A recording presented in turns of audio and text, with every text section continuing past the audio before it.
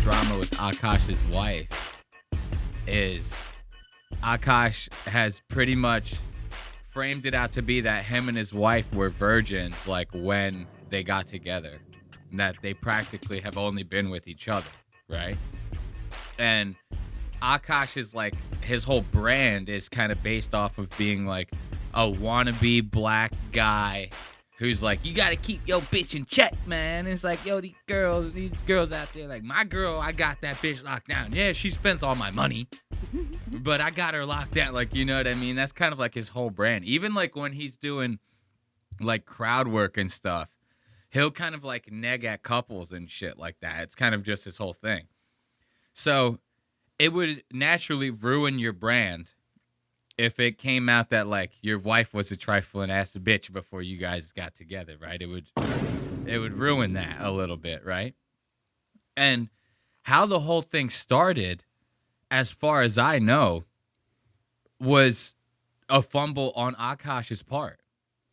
So you're not familiar with the Fresh and Fit guys, right? I've talked about them briefly on the show before, very briefly. So Fresh and Fit, they're like these Andrew Tate style, like alpha male, like neo alpha male types, right? Mm-hmm. That their thing is like, I can have 8 bitches. My girl's got to be like a virgin when I meet up with her, you know? No, she can't work. She's got to cook. She's got to clean. Like, and like that type of shit. Yeah. Like, Ugh. I ask her to make 2 coffees in the morning. Why? Because I let one just sit there and get cold. Just because I can't ask her for 2, you know? And she makes them. You know, it's like that type of, these are those type of guys that basically to them, every girl's a trifling slut. And they're the creme de la creme of the fucking, the market for men, right? Which is the furthest thing from the truth, right? So one of those guys, I believe he's the Fresh, out of the Fresh and Fit, is this dude named Myron Gaines. And Myron Gaines is now, I believe they're like separated from each other, Fresh and Fit. I don't even think they fuck with each other. Myron's kind of just doing his own solo thing, right? But Fresh and Fit, they were on Flagrant like way, way long ago, like years ago. They were on Flagrant. And Akaash had made like some, you know, quick-witted remark to them, basically being like, the shit that you guys peddle is like corny to me, you know? Like, I'm married, I got like a wife, I got my shit locked down. Y'all sitting there going like, yo, single men and blah, blah, blah, and the bitches are trifling. And that was like the clip, right? For some dumbass reason, Akaash like resurfaced the clip. I don't know if Myron said something or whatever, but Akaash like resurfaced it and like quote tweeted it and basically was like, I don't mind putting a bitch in his place. Like, you know, just like I did back then when you were on my show, you know, because at the time, Myron and his other partner, Mr. Black is what I call him. He's like Wesley Snipes dark, this guy.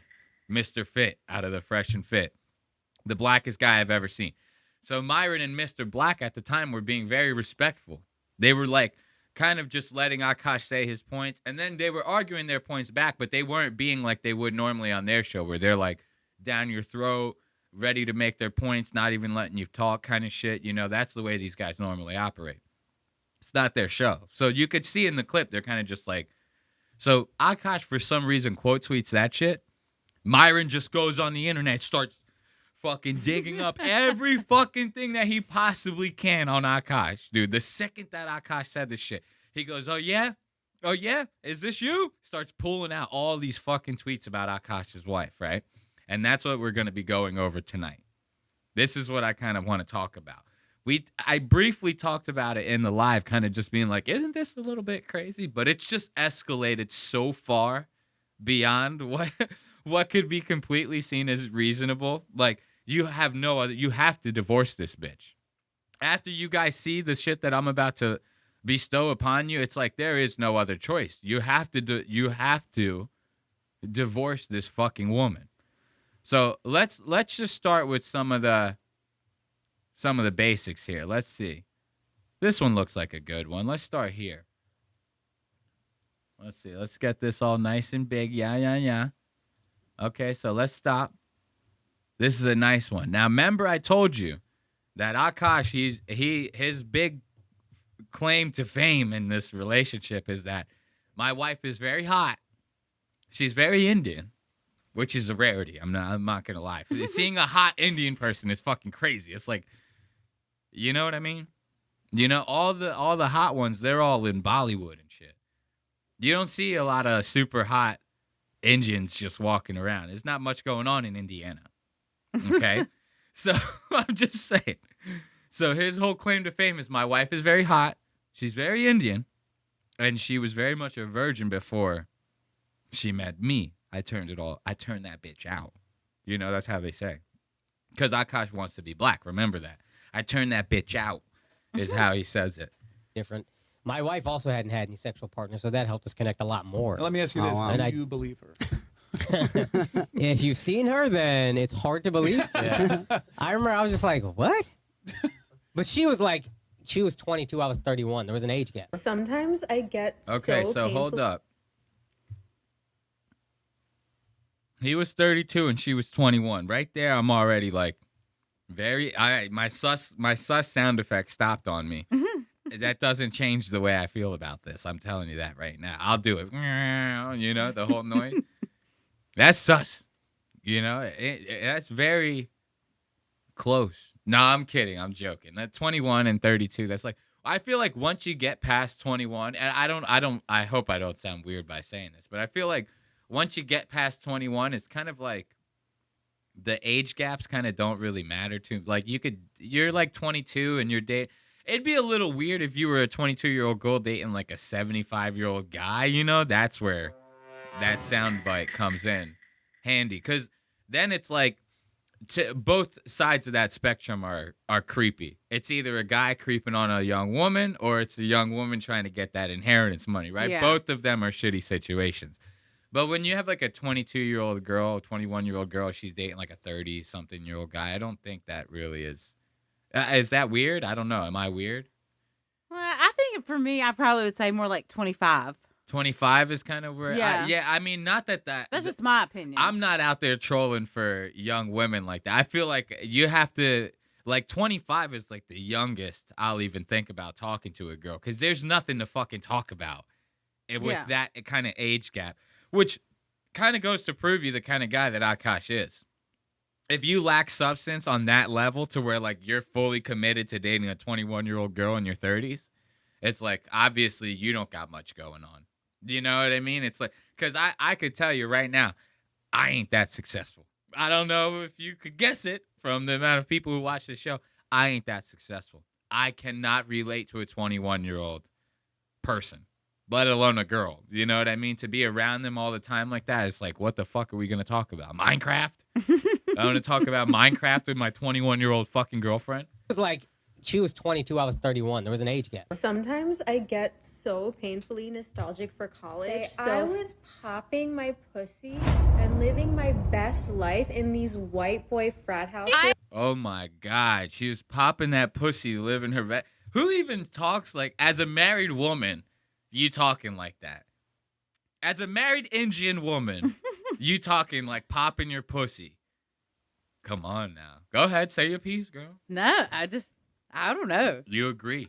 You don't pop that, but you pop that pussy? You don't even popping that pussy? Yo, to say that is crazy. And to say that as...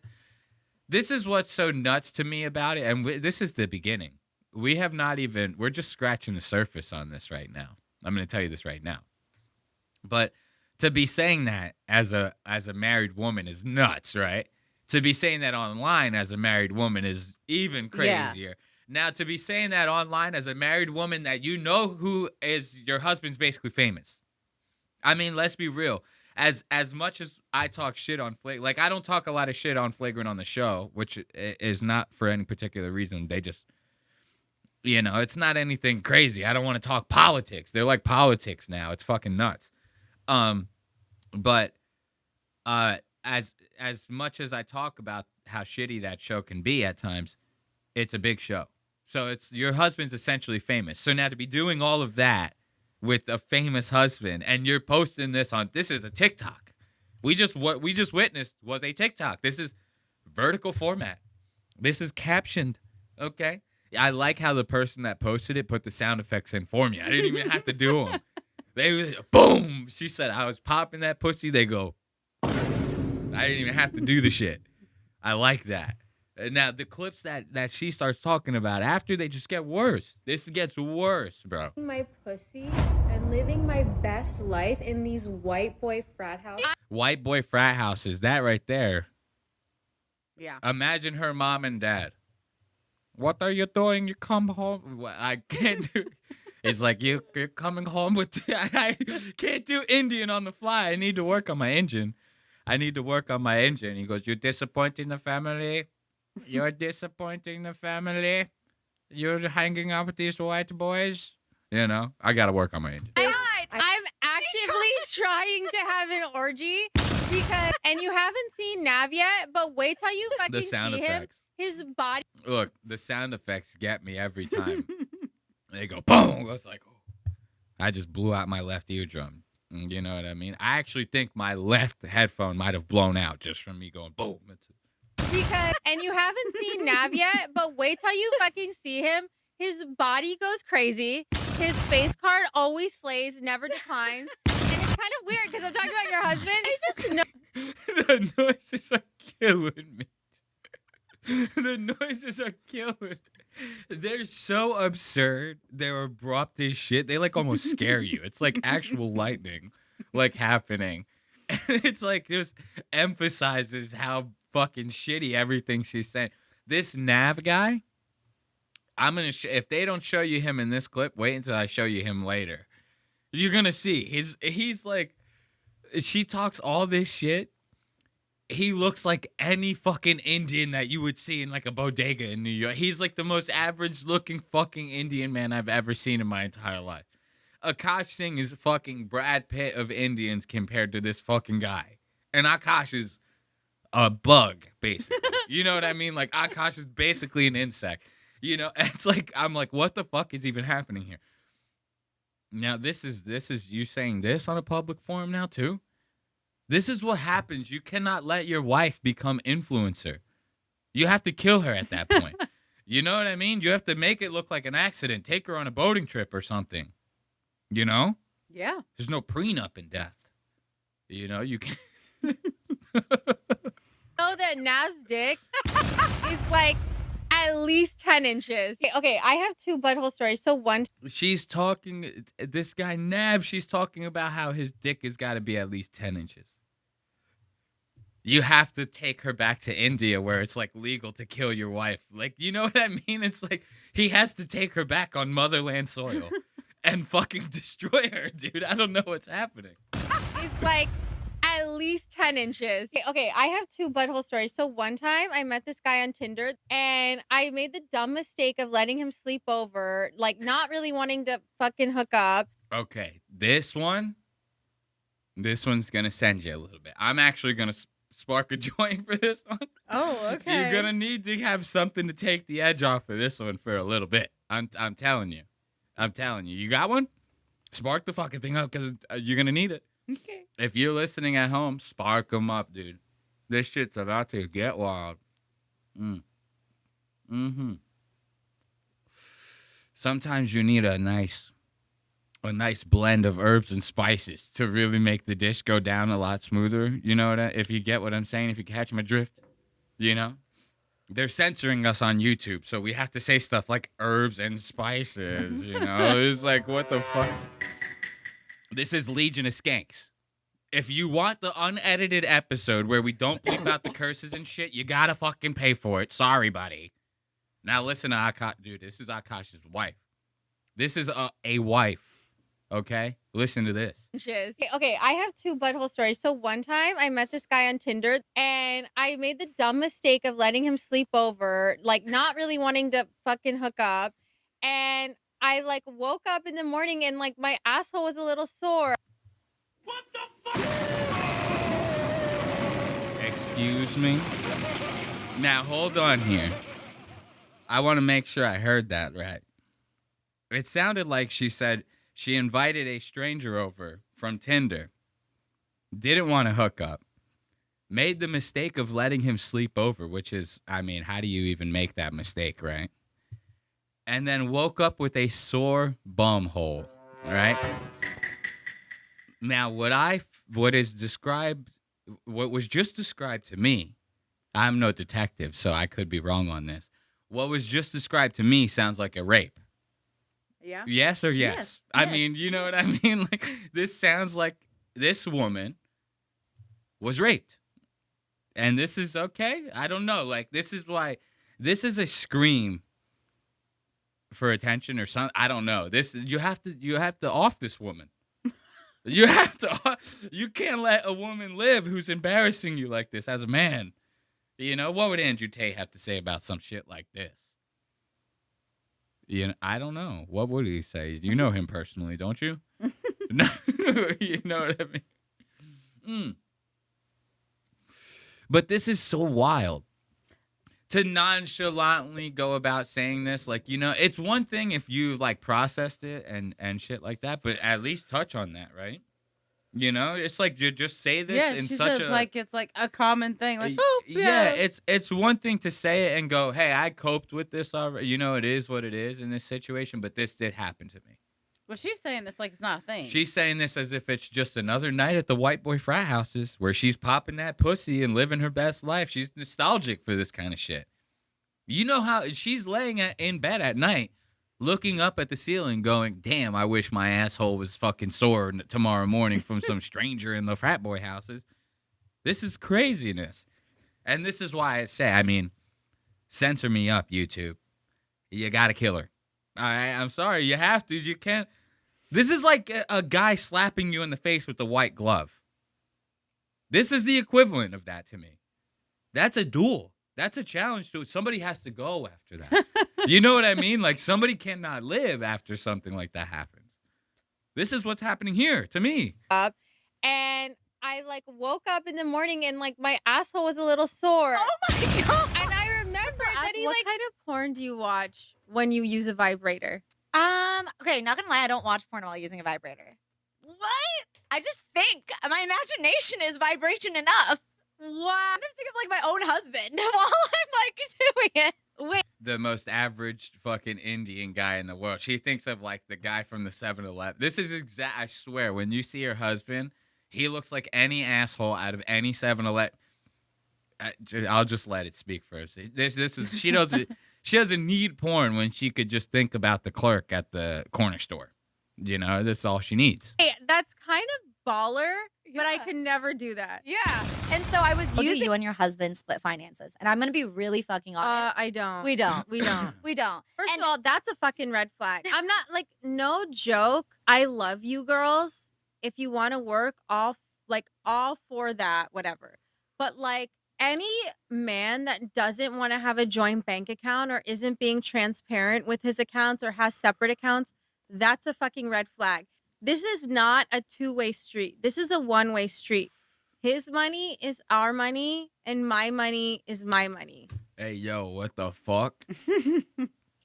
You trying to tell me that she deserves to live? I mean, this is like Anna Nicole Smith level shit right here.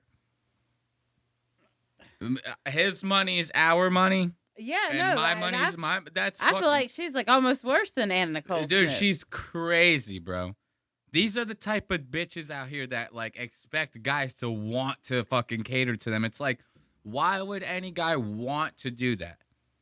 This is something I'm about to like unlock the secret to men if women don't seem to have it. Let me give you the secret right here. Men don't want to do all this extra fucking work. Isn't it crazy to think about? A guy works all day, right? He doesn't want to come home and do extra shit, right?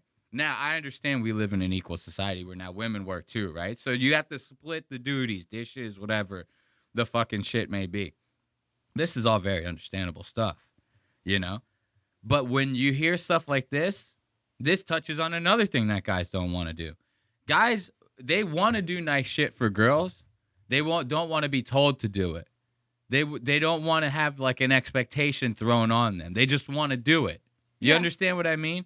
This kind of expectation that she has right here would make any normal guy not want to spend money on her. Does that make sense? Yes. Like it would make any guy with a functioning brain go, this bitch is fucking crazy. I got to stay away from a girl like this. To have that fucking mindset, right? If a guy had it, trust me, he would do it for you. If he was not a piece of shit, I understand that every guy is, the perfect guy, But stuff like that, I'm going to tell you, having a mindset like that is the quickest way to not get anything out of a guy, And unless you're dating someone like Akaash, someone who's broken, someone who's clearly never been with another woman a day in their goddamn. Akaash has probably never even held another woman's hand. Like, if you going through this, you're married to this, and this is what is like in public. Imagine the type of bullshit they're going through behind closed doors. She's probably fucking bitching the shit out of this guy. He's probably walking around the house with his head down constantly. Like this. She goes, what are you doing now? You fucking loser bitch. You know what I mean? He's like walking by, I'm just getting a glass of milk, honey. That's like she's like, you're a fucking bitch. She's got like black guys coming over and shit. They're just here to hang out. Don't worry about it. You know what I mean? It's like, what the fuck are you doing? This is an evil woman. Look at how she looks into the camera. She says this. Your money is our money and my money is like my money. Yeah? Yeah? You say that in court. You say that in court. Any judge is going to be like, not guilty. He's like, yeah, I killed her, Your Honor, but she said this. You play it back. You know what I mean? He goes, oh, well, you should have started with that. He goes, this guy is definitely free. This was a crime of passion. Case closed. That's how they do it. Have I only made $600 from content creating? Wow, it went up $100 from last week. But that's my money. Okay? I don't know if you watch The Boys, but I love him on The Boys. I never watched that show, but he's on my hall pass list. Yeah, oh, yeah. Chase Crawford, Jacob Elordi, Austin Butler, and who else? She goes, he's on my hall pass list. You familiar with what a hall pass list is? I know what a hall pass and she list just is. Names like every single guy that she's ever came in contact with ever. She goes, this one, Jacob Elordi, the guy that does my dry cleaning, right? The guy I saw the other day in the drive-thru. Your husband with the 10-inch dick. You know what I mean? She keeps it going and going. She's like, basically, me and Akaash have it to where I can fuck whoever I want. Akaash is basically just, he just sits there. He kind of just waits around for me, She said, like, it's like, what the fuck, dude? This is one clip. Different. My wife also This is one clip, dude. We got more. There's so many more. Look, you done fucked up. You done fucked up if Black Twitter got to you. Black Twitter got if it's getting to these people don't know who fucking Akaash is. As much as Akaash wants to be black people don't know who he is. Maybe a couple guys from the Breakfast Club that listen to fucking Charlemagne the Jitty and fucking whoever, But most of black internet cult, there's a difference between Twitter and Black Twitter. Trust me. It might as well be a separate app. I swear to God. And if Black Twitter's got to you, they're reacting to you. That's it. Your whole fight just hit the mainstream. This whole shit right here, this might as well be Nick Fuentes. Everybody knows about this. The way this shit was showing up in my fucking timeline on Twitter, you would have thought that the Queen of fucking England just died or some shit like that. Every fucking person that I could possibly think of was like, failed comedian Akaash Singh. It's like he's actually still doing comedy. It was like people had no idea who Akaash was, clearly, with like their headlines and what they were posting, and everyone was fucking posting about it. If you have gotten to the point to where you got black dudes who have no idea who the fuck you are reacting to you online, this is not a good look, my friend. This is not a good look. You lost. There.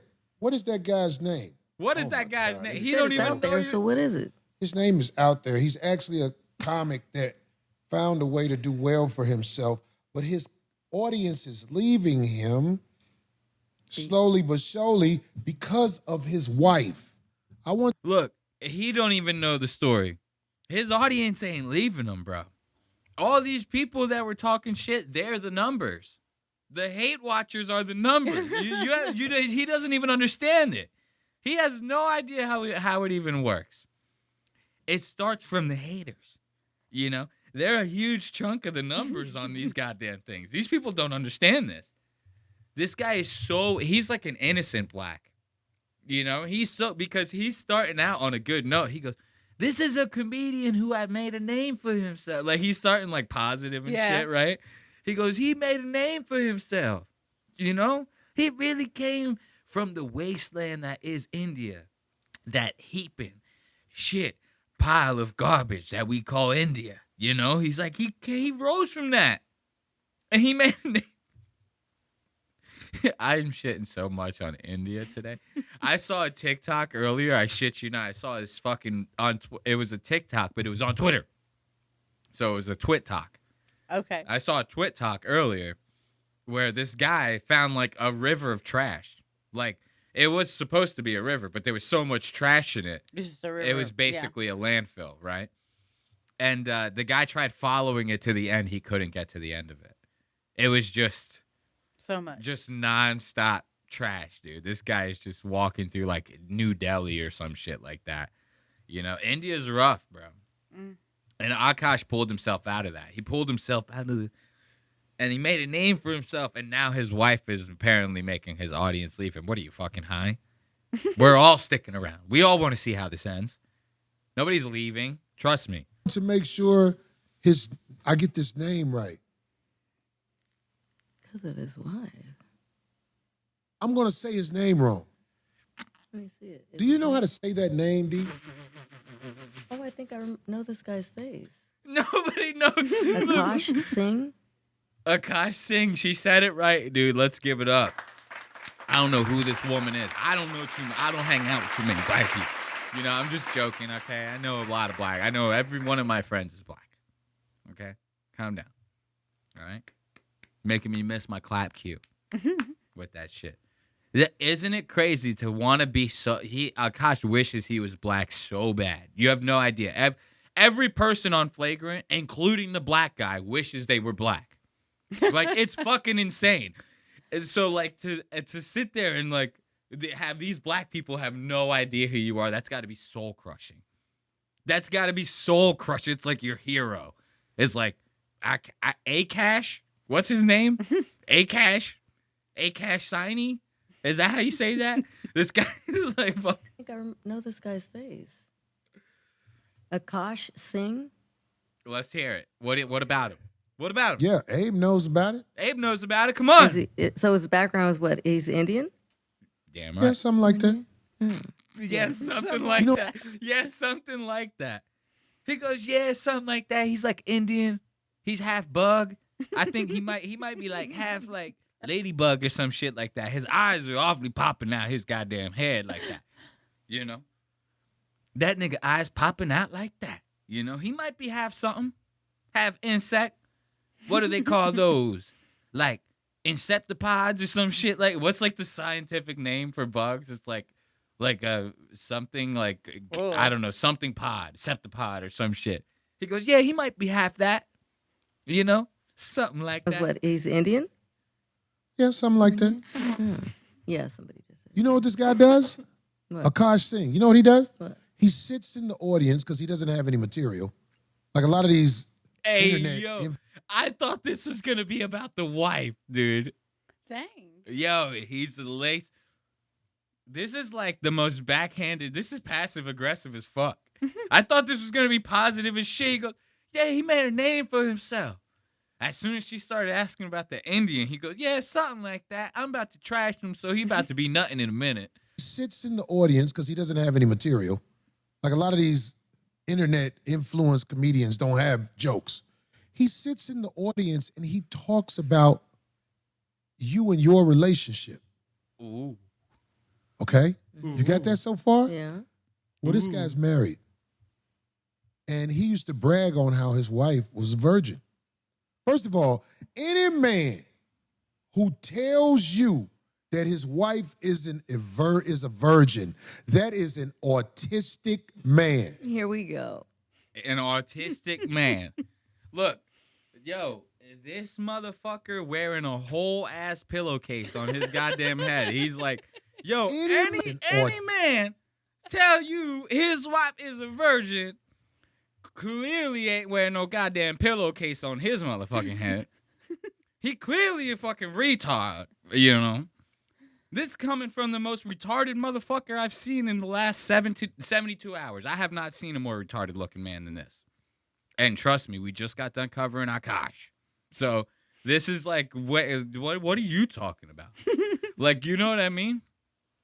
Any man, let me change that. Hold up. Let me cut to the why. Any man that's wife lets him walk out the house looking like this is an autistic man. You know what I mean? Like, what the fuck are you talking about, bro? I love that. This is Black Twitter. This is full of Black Twitters, full of this shit. Look, how much time? How deep are we in? Damn, we're half an hour in on Akaash, bro. We haven't even. We're a little past the surface now. That his wife is a virgin. That is an autistic man. Here we go. Here we go. Any man with the courage to tell you his wife is a virgin and he didn't grow up with her in the Garden of Eden, that is an autistic man. I like how he said that. Any man who has the courage to tell you that. How courageous is that? To lie. You know, it's not really all that courageous. This is something the people that know him have not told him. They laugh and smirk with him. What's the guys he does the shows with? What's the dude who was talking shit about Kendrick? Yeah. Andrew Schultz. Oh. Schultz. Oh, really? Andrew Schultz. All these guys know him. And I notice they don't really shit on him like they should. They pity him. What is it? They don't shit on him, yo. Let me tell you what this guy's wife does. Yo, hold up. Hold up. That's good shit. Because this is how it is, though. And, like, I didn't grow up in the hood. But being Puerto Rican and shit, I got a couple family members that are from there. You know what I mean? So I've been there once or twice. And they'll clown you. Like, that's just how it is, man. You grow up around some good old fucking colored folk, whether they be black, brown, whatever, you know. They're going to clown you. That's the way it is, you know. We clown the ones we love, you know. And I'm kind of like that. Like, I will fuck with you if I like you. If I'm being all prim and proper to you all the time, it's probably because I'm not fucking with you like that, you know? Mm-hmm. So I get it, you know? So this guy, he's basically, all he's saying is, it sounds like he's really being mean, but all he's saying really is they're not real friends to him. Because if they were, they would fuck with him. They would let him know, you know? Like, because that's how you do it. Yeah. You just bust on your friend. You go, you leaving the house wearing that? You know what I mean? Like, that's a true friend. Anyone who's not your friend is going to be like, let him leave the house wearing that. He ain't going to get no, we get all the pussy. You know what I mean? Fuck him. No, your friend's going to look out for you. He goes, yo, dog, you ain't getting nothing walking out the house looking like that. You know, and this is that. I use that analogy because this is the type of people that we're dealing with. Akaash, Andrew Schultz. These are like, yo, we leaving the house. We get some pussy tonight. You know, these are the kind of guys we're talking about here. So you have to use the vernacular if you want to relate to these kind of folk, you know? Really shit on him like they should. They pity him. What does he do? I don't know. Let me tell you what this guy's wife does. Uh-oh. She brags on getting ran through. All throughout college, etc. And told him she was a virgin.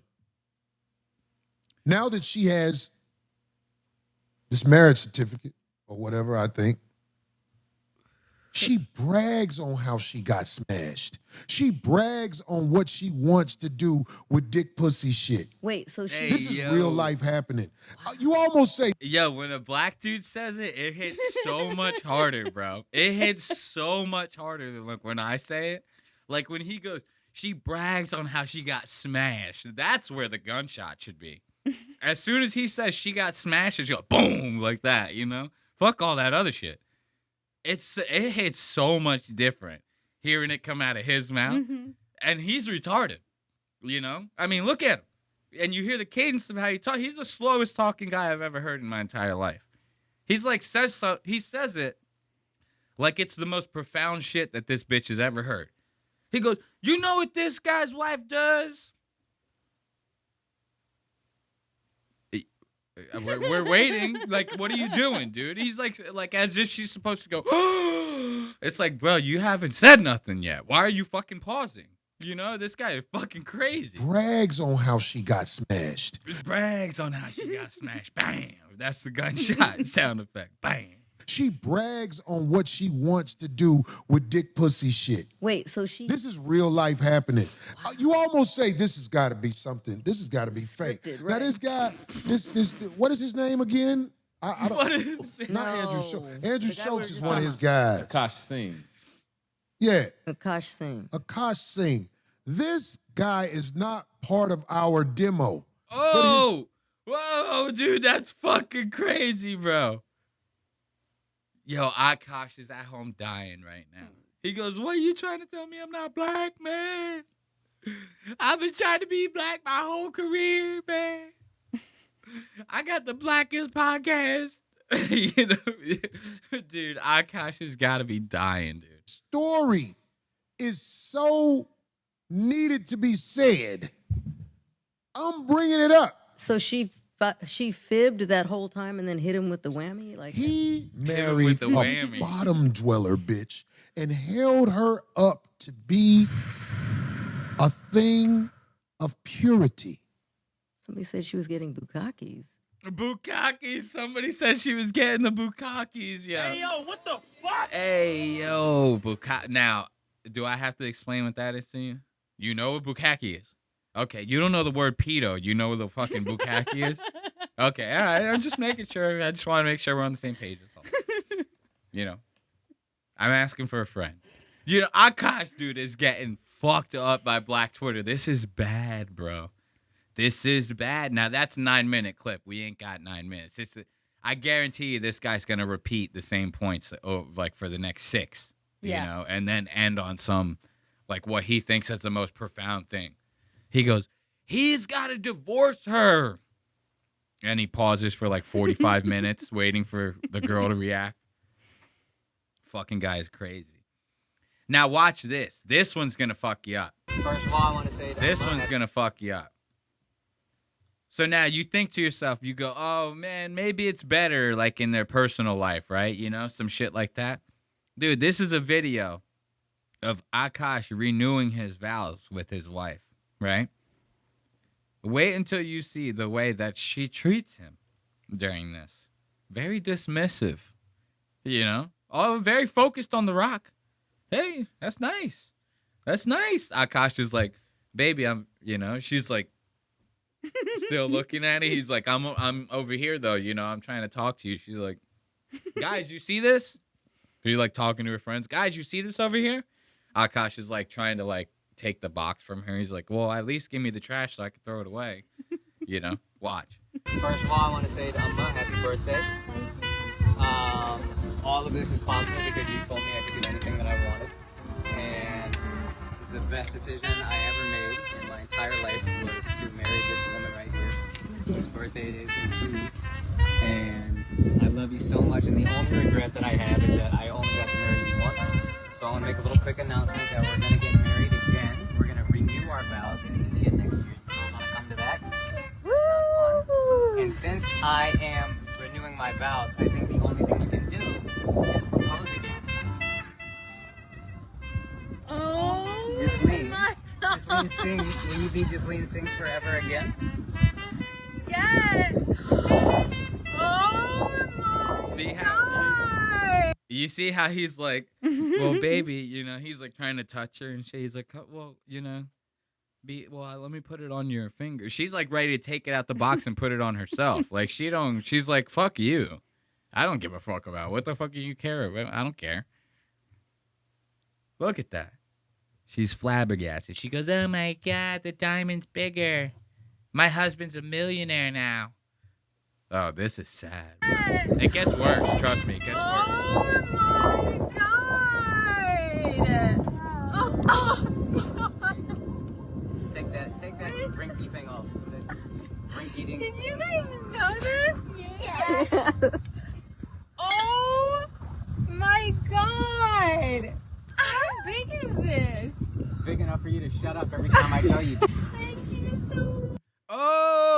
at that with the face turn on the goddamn kiss. Oh, sorry.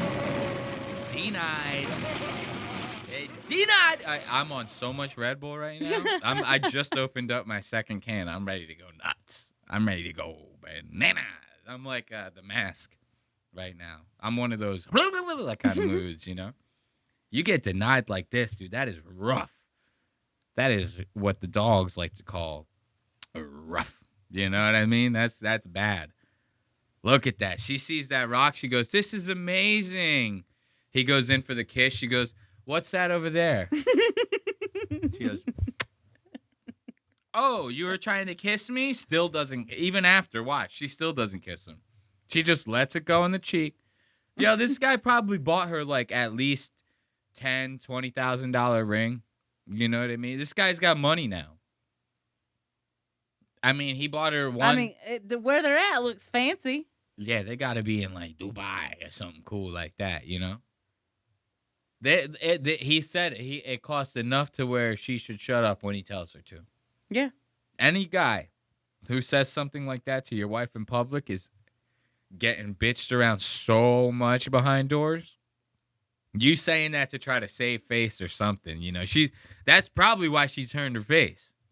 Because she's like, yeah, I'm going to let you get away with that right now. When I don't give you pussy for the next 4 months. And then I'm out there popping that pussy, getting railed out in the white frat houses, you know? Yeah, you'll learn then. Look at this. What is this? Big enough for you to I got to, look, big enough for you to shut up. I got to zoom in on that. shut up We got to see that up close and personal. every time I tell you to. Oh, my What do you say? Lord. It's so much worse when you see it up close. It's so much worse. Because shit, that was like blatant. She was like, you don't know him. You married the guy. You know when he's about to come in for a smooch. There ain't no way in hell you don't. You know? And then if you didn't, what you would correct and go, no, come here. Give me a kiss. You know? Like you just gave me this huge ass ring. Yeah. Right? Right. I feel like any normal person would do that. No, not her. She's still nostalgic in her head. She's thinking of Nav and his 10-inch dick, you know? Hey. This is so cool. God, it looks so beautiful. Oh my god. You peed on Courtney mustard. Yo, hold up. Yo, she had the biggest cavity I've ever seen in my entire goddamn life. I don't know if a ring is the move right now, Akaash. You need to get this bitch some dental work. Look at this. You see that? You don't see that cavity? Look.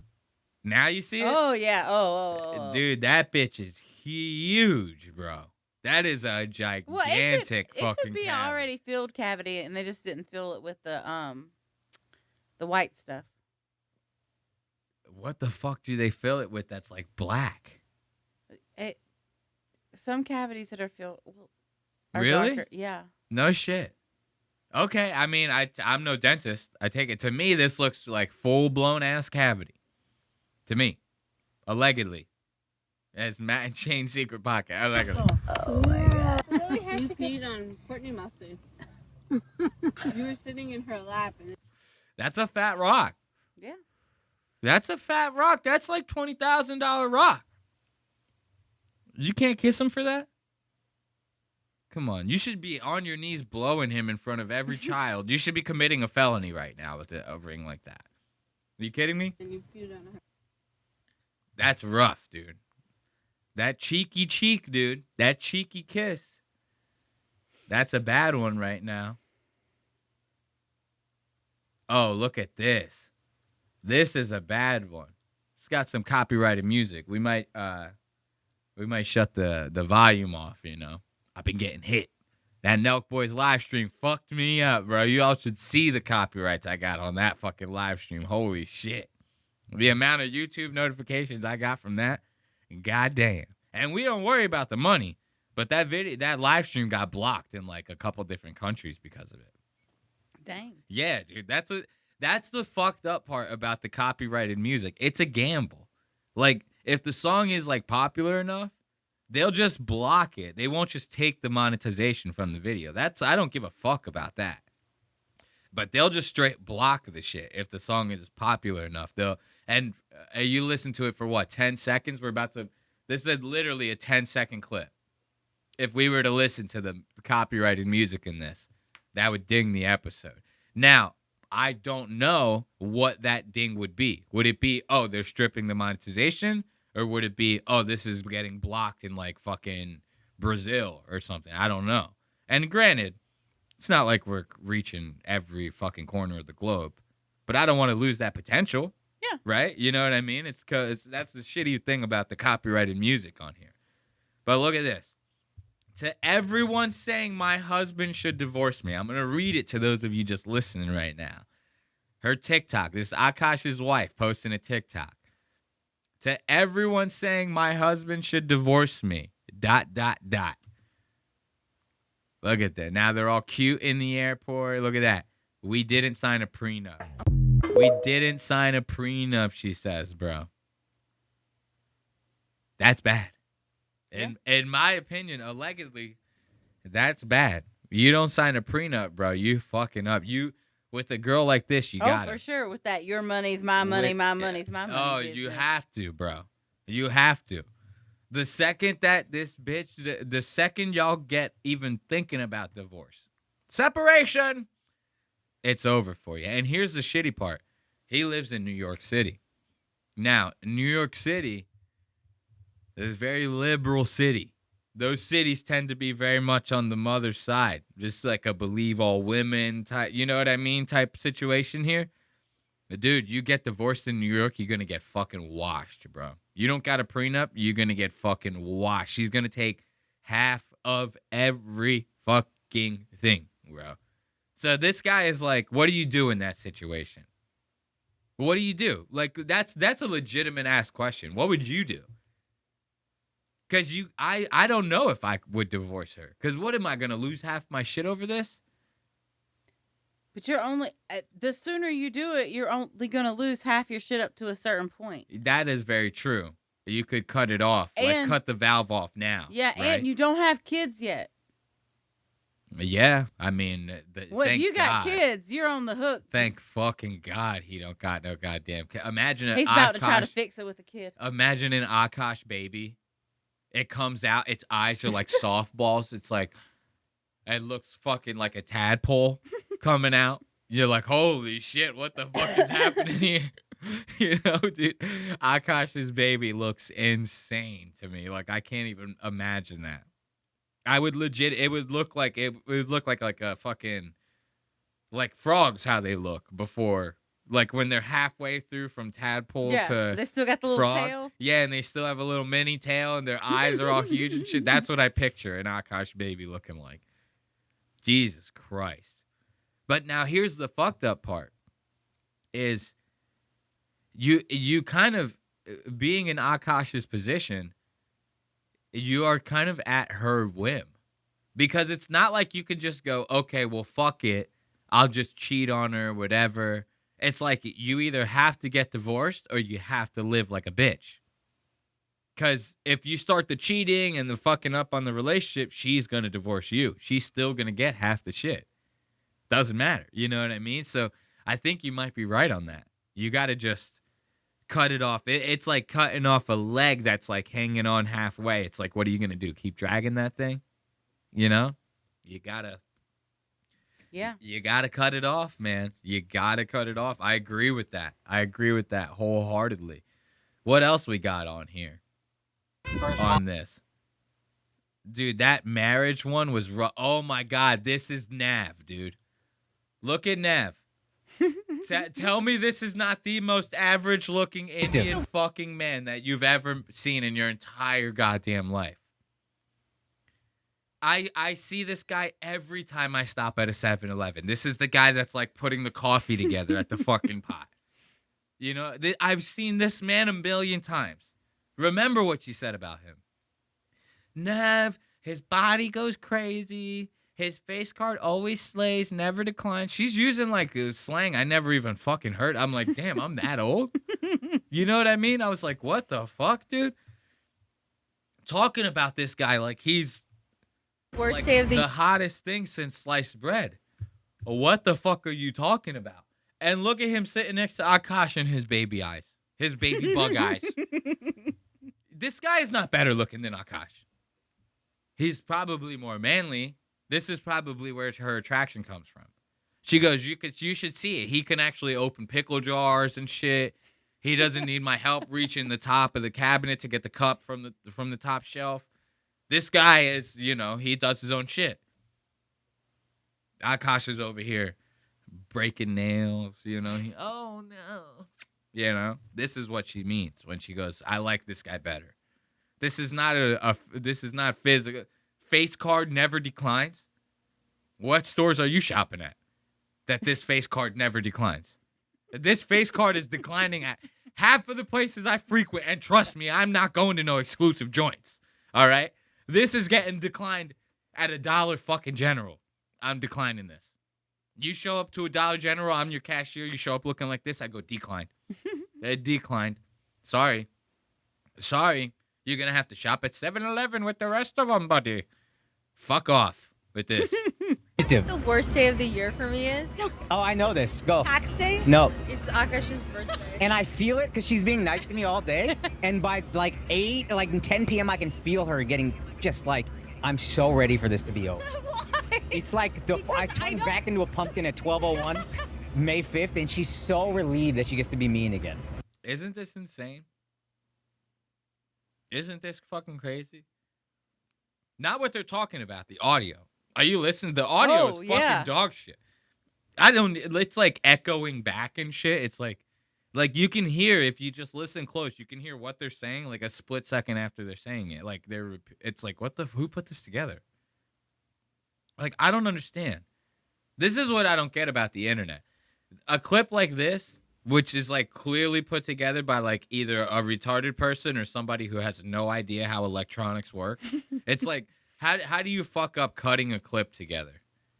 It's like literally if you got your hands on the clip, it's literally a matter of just cutting off one end and cutting off the other and then posting the clip. How did you fuck up the audio in that process? I have no idea. It's like, I don't know. It blows my mind. Maybe it's because I'm an editor. It's like something that's so second nature to me. I'm like, how do you fuck that up? But the audio sounds nuts. What's even crazier is listening to this guy go, yeah, my wife's least favorite day of the year is my birthday because she has to be nice to me all day. What the fuck? What the fuck? This is a red flag. Yeah. As far as I'm concerned. The sharing of the finances, if that's a red flag to her, this is a red flag to me. You gotta get. Akaash has no choice. He has literally no choice. He has to divorce this woman. He has to. It's like I've been joking about all this time. You have two options, bro. You divorce her or you kill her. Make it look like an accident. Bring her back to India, like I said. They'll let you do it in India. In India, they'll be like, oh, she's been saying all that shit online? Let's bring her to the town square now. They just fucking all throwing rocks at her. You know what I mean? Like, they don't give a fuck. You have to do something about this. Especially it being the brand that you have, your personal brand. And you think the guys at Flagrant are going to let this go? You think the fucking... all the wannabe manosphere fucking right-wingers at Flagrant are going to let this... You're fucking high as shit. Okay, May the 4th is Akaash's birthday. And May the 4th be with you. Yes. Yeah, and every year I dread it because I have to be nice the whole day. And I have to get him something. And I have to also be nice and do, like, acts of kindness. She said that twice. She said that twice? She's really not okay with it. Okay, go ahead. Well, it's really hard. For her, it's really hard. She needs to just, Listen, I'm just used to being treated like a princess all day, every day. So that one day that I don't. Oh, what torture. Yeah, it's and hard. treating somebody else like they're the main character, that's like the lowest in her book. That's what it is. That's what it is. This birthday, he didn't really give a fuck either because he gave me this ring and he was like, I've done enough. Oh, God. Yeah. What are you... Look at the ring. We went to Turks and But did you get her flowers? I forgot I was muted because I coughed. That's where that was Turks and Caicos. Because that's that ring. Yeah. That's that, like, rose gold diamond or whatever that she had, that pink, whatever. Well, I don't know. I'm not Too hip with the jewelry. What's up? You sounded like you had something nice. Nice. She's just a piece of work. Yeah, any criticism's good over here. We applaud criticism over. That's like literally what we're doing, you know? We're criticizing this bitch, Ashley. If you're here to say that she's a piece of work, say it. I'm all for. I support it. You know, I'm here to support you and your criticisms of this woman. You know, so keep them coming. Okay. If you got them. Okay. You know. Okay. It's like we like to say in the biz: if smoke them if you got them, smoke them if you got them. I'm about to fucking smoke dude. I'm gonna be so blitzed by the end of this episode. Akaash's wife is making me feel this way. She's making me feel this way, dude. It's crazy. Look, there's so many. We're going to move on, but you know, because I didn't realize I had this much dirt on this bitch. Like, this is bad. This is so I told you it was bad. Yeah. I told you. You didn't think it was this bad, did you? This is you might have told me to look into it. I might have seen some of these. Oh, so you did take a peek. I all right. did. I like it, though. You do your research. You come in here prepared. You go, all right, now I know how big of a piece of shit this girl is. It helps ease the... Yeah. You know, the talking, you know, grease the wheels a little bit. I might go back to villain, you know, me and Akaash's wife. Yo, dude, if you seen what I looked like right now on the camera, dude, you can't see me at all. It's just like this fucking wing like this. Dude, this is actually fucking hilarious. So look, I was telling you, right? Remember, I was like, yo, the boys at Flagrant, they ain't going to let this one slide. Look at this. This is coming from the Flagrant subreddit. This is their own people posting this stuff. This is their own fucking fans posting this kind of shit. Look at this. The boys are ready. The boys are ready. Look at Andrew all relaxed. Andrew looks like the black one right here just got done sucking his dick. Andrew looks all relaxed. Andrew's like, hey, yo, dog, bro. Hey, yo, have one of the producers bring me over a cigarette, man. He go, Al over here just got done working the pipe. Crazy as hell, bro. That shit was nuts, bro. Andrew wants to say the N-word so bad. He wishes. He's like, what? I'm friends with Charlemagne. I can say it. Charlemagne give me a pass. Oh, shit. Dude, I hit the space button to play the clip. It ended up fucking getting exit in full screen. All right, let's hear what they got to say about it. This is like a quick 45 seconds, and we move on to the next segment. Oh, what's this? No volume? Yo, Reddit's video player's wild. You hit me with the fucking space escapes from the video. The video starts with no volume. It's like, what are we doing here, bro? Son, it was raining, and now it's sunny. Like, the Akaash is in India or Dubai. Yes, a planned trip. A planned trip that was planned before this madness. Okay? He's there. And obviously we want to talk about what's going on, but we don't feel right talking about it without him here. They don't want to talk about it without him here. Why? They want to embarrass the fuck out of him when they want to do it in person.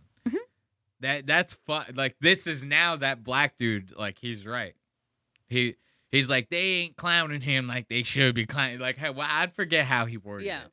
He said something. He's like, they're not talking shit about him like they should be, or something like that. Now they want to. Now that the rest of the world has hopped on Akaash, and now these guys can hop on his back. You know, that now that everybody else is there, they can add on to the pot. Why don't you do this in the beginning? Why is no one having this? I think that black dude was right. Yeah. These ain't the boys. These are not the boys. I'm telling you right now, if I was in a crazy relationship like this and nobody said nothing, I would like, what are you doing? You need a friend that's going to take one of the blinders and go, you know, and move it over and go, bro, there's a whole world out there, bro. What are you doing? You know, you need a guy like that or a girl like that. You need somebody like that. Instead, Akaash has Andrew Schultz leaning down on the couch like he just got his dick sucked, going, hey, we going to talk about it. We just want to make sure he's here when we do it first. We want to make sure we get every ounce of embarrassment out of him, and then we're going to put it on the Patreon. See, when they do Flagrant and it's purple, purple stands for Patreon. Okay. So you see a Flagrant clip and it's purple, That's supposed to be paid. You're supposed to pay to see that. And we get a little sneak preview from the fans. Plan before this madness. Okay? He's there.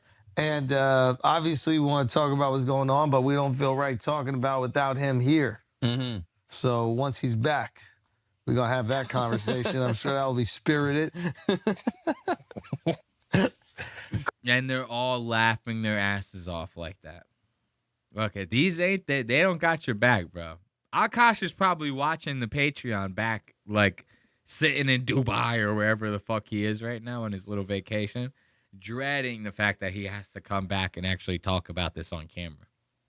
Like, that's definitely Akaash is gonna get back from wherever and have one of those off-air conversations with Andrew and go like, Andrew, we can't, like, don't be doing this to me, like, on camera. Like, you know, that next time we record, like, chill with that shit. Like, with me and my wife, you know what I mean? Like, climate change. Yo, climate change is crazy, man. Mm-hmm. It's crazy, that climate change. Baking soda. Yeah. Baking soda. So we're not gonna make any jokes, bro. We're not making any jokes. We're not making any jokes because we're a serious political podcast. Yeah, we're a high tea, man. High tea. a high tea man's podcast. They're not going to make any jokes. We're not making any jokes. You saying that is making a joke. Yo, I'm telling you, it's over for Akaash, bro, as far as I'm concerned. Let's give it up. Let's give it up for Akaash Singh and his crazy-ass wife, bro. That is... Yeah, she's got to go. She has to. She has to. You have no choice. You have, in my opinion, you have no choice but to, you know, you got to do something about that. That's one of them things. That's an elephant in the room, we like to call it. You know, that's one of them elephants in the room type situations. So what do we got next on this docket? Got some good shit, man. We got some real good shit. We got a little bit of Logan Paul, a little bit of Mike Malak, a little Steve Will Do's It. Steve Will Do's It? Yeah. Now, you ain't familiar with Steve Will Do's It, you know, aside from this podcast, right? Right. Where Steve started his YouTube career drinking like handles of vodka and shit. And Logan fucking, I learned. Logan blows the top on that in this episode, boy. Yo, Logan. I like that you stopped it on this picture. Oh, dude, this is the best picture. Wait until the viewers aren't even on the clip view yet. So they don't even know what picture you're talking about. They will. Trust me. They will. This is a screenshot that we've all been waiting for. As far as I'm concerned. If it has to do with Logan Paul, this is the screenshot. Okay? Because it used to be him and Jeff Wittick. Him, Mike, and Jeff Wittick on there. Because Jeff did like 2 episodes of the show one time. He was going to be the co-host. And he quit like right away. Jeff was like, fuck this shit. But, so, Impulsion, right? They got Steve Will Do's It. Steve starts his career drinking like handles of vodka and shit like that. That's his whole thing. That's why his name is Steve Will Do It, because he'll do anything, right? That's his whole shtick. So basically, excuse me, I had to take a hit of the Nick stick. So now recently, Steve got his YouTube account reinstated. He was banned on YouTube for like the past 3 years. For apparently he had a second channel that got blocked for promoting a gambling link on the site on accident. His editor like left it in. Then he tried to circumvent YouTube's policies by creating another channel and then advertising that new channel on his main channel. So YouTube takes that as you trying to circumvent their punishment on you know, breaking policy. So for that, they nuked the fuck out of you. So they banned him. They completely banned him. And this was like a big deal this was like one of those things where like Steve was like a creator that was like, YouTube is like my whole identity. You know, it like crushed him, dude. He's like completely fucked up over it. And now that they're letting him back on, seems like he's like just as fucked up. You know, he got on this episode of Impulsion and just was like he looked like he was trashed by the end. He pulls out that bottle of vodka in the middle of it. Like, Steve Will Do It off to a rough fucking go of it right now. If this is his everyday life, you know, the way he's acting here on Impulsion, that's rough. That's rough right there. And this screenshot, this is the screen grab right here. I love this. Give it up for Mike Malak and Logan Paul. We're brothers. We're happy and we're single and we're colored. Give me a high five, This is like what I'm seeing right here. This is the beginning of like a fucking sitcom. Yeah, for sure. These guys. Best friends on Impulsion. Do. Yeah. What the fuck is this? Saved by the Bell? These guys look fucking pussy as shit. So this was my favorite part. I want everyone to keep this in mind when watching this whole thing, is that Mike and Logan very much are inviting Steve Will Do It onto their show to try to leech off of Steve's audience that will be coming back to YouTube. Steve's audience is filled with young, gambling degenerates, people who like to spend money. This is a very strategic thing, for Mike Malak and Logan Paul to have this crossover.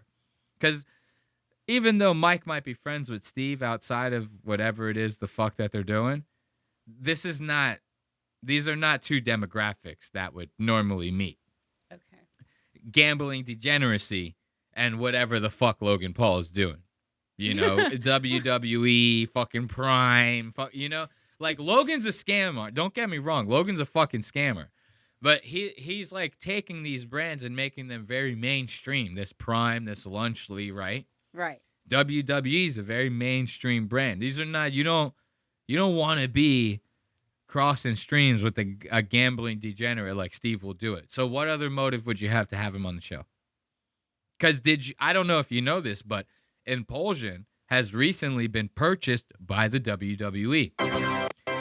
This is now a WWE podcast. Okay. So now you would think that you have to be careful about who you have, what you say on the show. This is no longer an independent production. You think about it like that. So where it very much used to be, the ads that you were getting, this was all from an independent standpoint, right? When WWE buys it, now they're licensing your show. This is how that works. So now they're paying you a lump sum or whatever it is, a salary to license it, right? They're paying that licensing fee. And then whatever ads that they're probably bringing to you, you're getting a cut of. That's how that works. So you're essentially getting your licensing fee and a commission. This is how that would work. So now since the ads are being funneled through the WWE, they're going to have a little more input on what you're doing, what you're saying, who you're having on the show. This is kind of like how these things work, right? So to me, getting a guy like Steve Will Do It, a risky move in general, and then it just doesn't make sense except for the fact that you would want to take some of that audience from when he comes back on YouTube. They're going to go, remember him on Impulsion? I remember him. So I want everyone to keep that in mind when watching this, okay? Yo, Logan, do you understand? Never in the history of the show was there a guest where I said, yo, let's do this guest. Okay, let's do it. Call YouTube. Don't do it. Yo, let's do this guest. Let's do it. Call YouTube. Don't do it. Don't do it. Don't do it. This week they said, green light. Green light. Do it. Do it. Do it. It's Steve Will Do It. Oh, my God. Oh, my God. It finally happened. To me, that's not the way to start the show.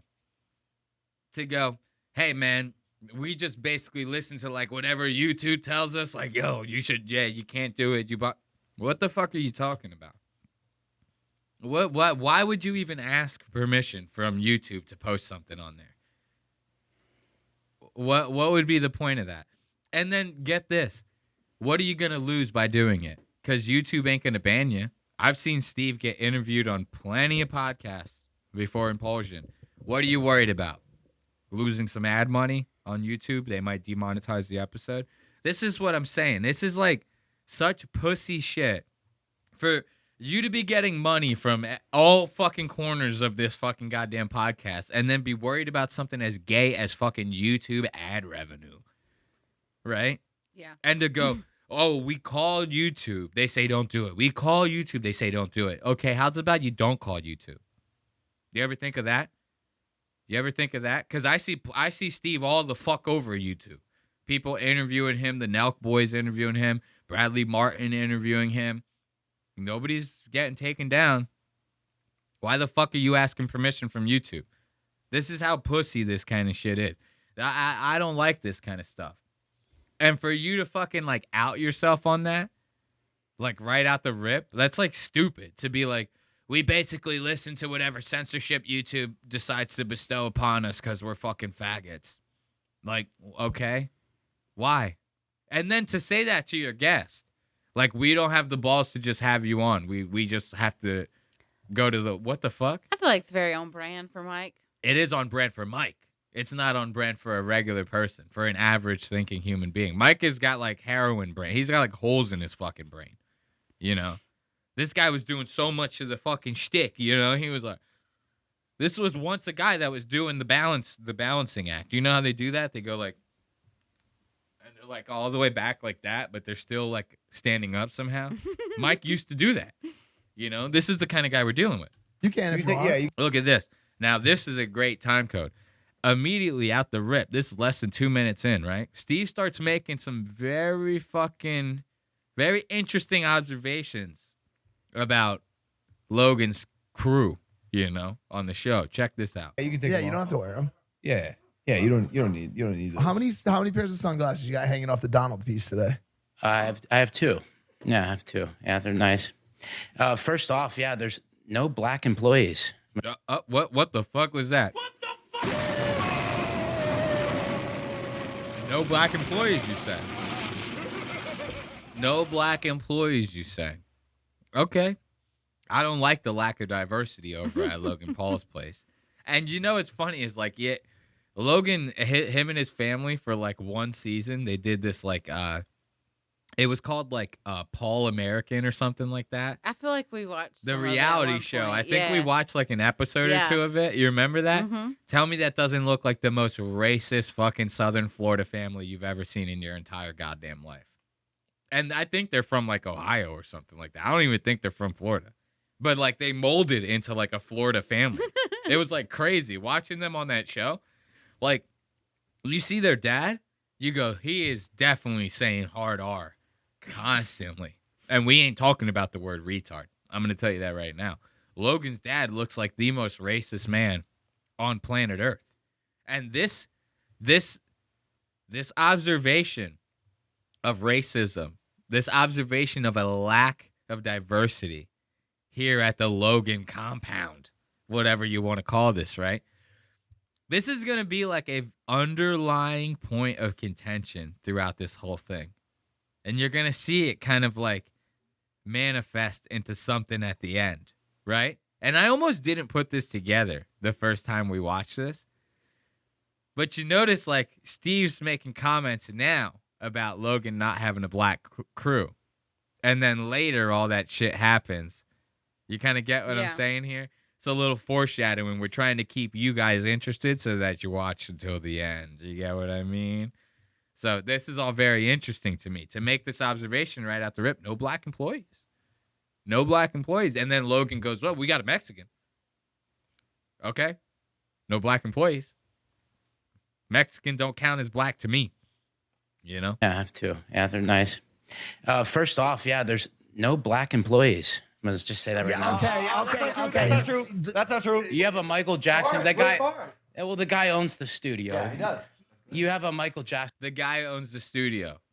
They try to go, he works for us. He works for us. Steve's like, dude, just because you paid him for 2 hours of studio time doesn't mean he works for you. He owns the fucking place. As soon as you leave, he doesn't answer to you. Right. You know, it's like they to take that to go, no, we got him. Like, very excited. They're losing their minds over this. Why? Because they don't want to come off as racist. Yo, this is so crazy to me. This might be a hot take. I'm going to tell you right now. I've never, not once, cared about if someone thought I was racist. Isn't that crazy? It's never, like, been a concern of mine. Because I know I'm not racist. Yeah. You get what I mean?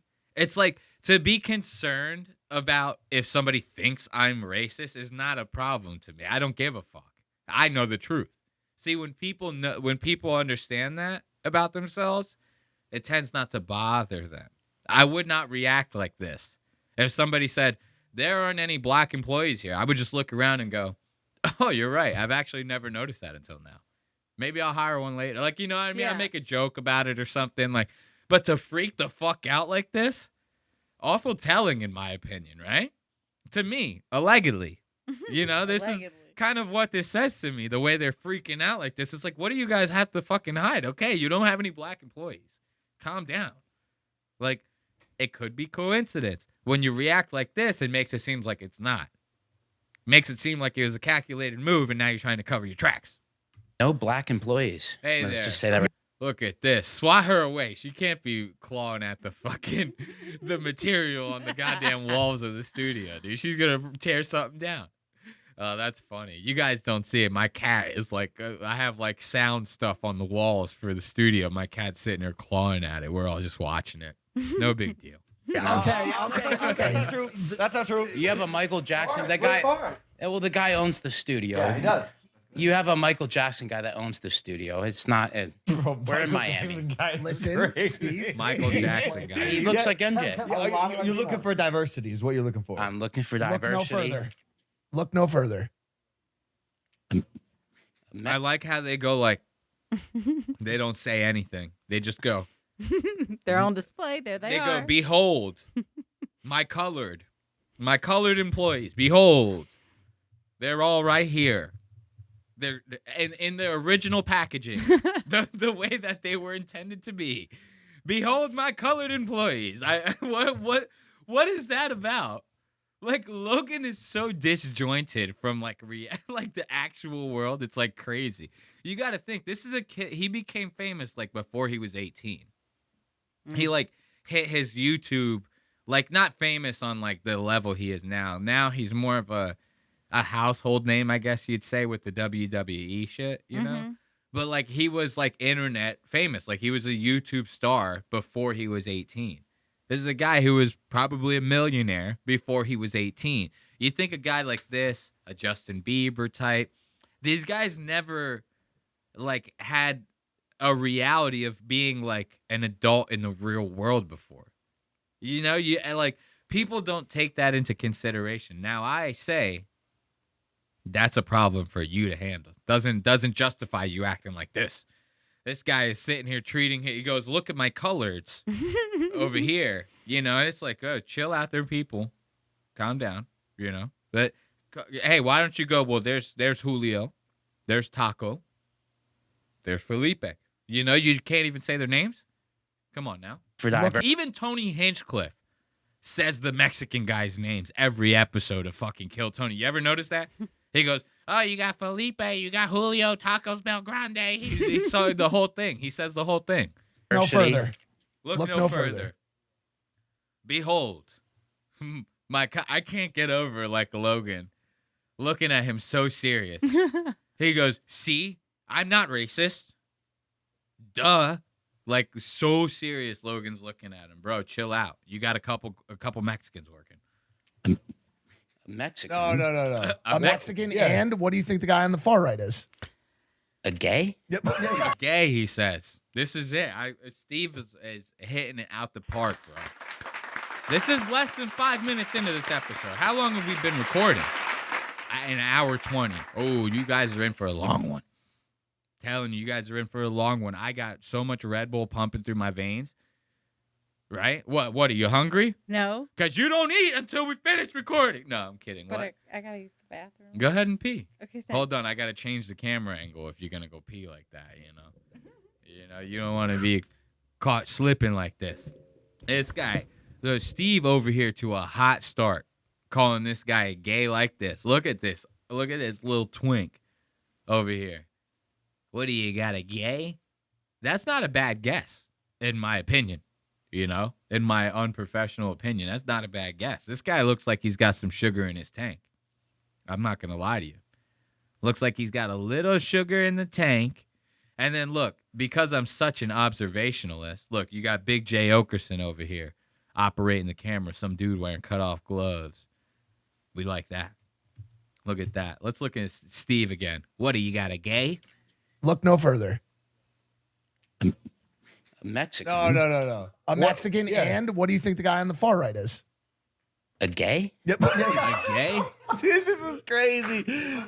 A Mexican and a gay. You're gonna get banned from YouTube. No. He is also Hispanic.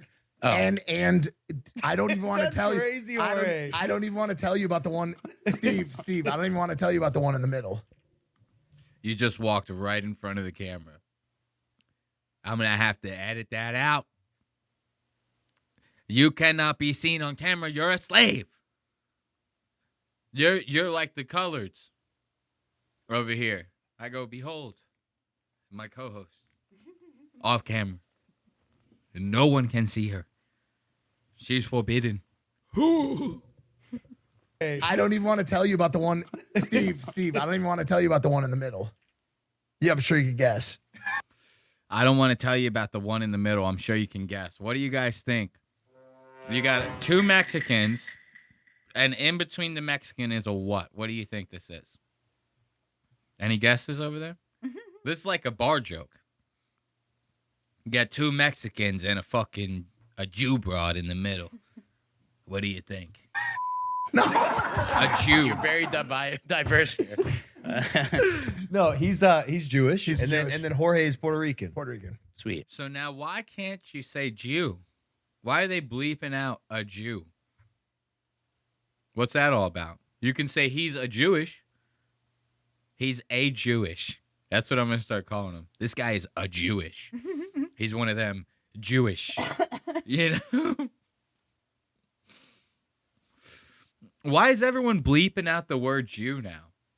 I've listened to like 5 podcasts in the past week. I listened to that. There was like an interview with like Nick Fuentes and that one blonde-headed twink. You seen that one? I put it on the playlist. I think the kid's name was like Jack Harlow or some gay shit like that. And they were bleeping out every time Nick said Jew.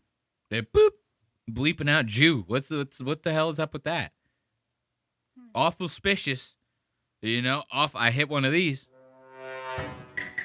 Why can't I say that? Because this is why I bring that up. Because these guys are working with like publicists and shit. You know what I mean? Yeah. So like, what is it? Why are publicists saying that kind of stuff? What's that all about? I could say spick.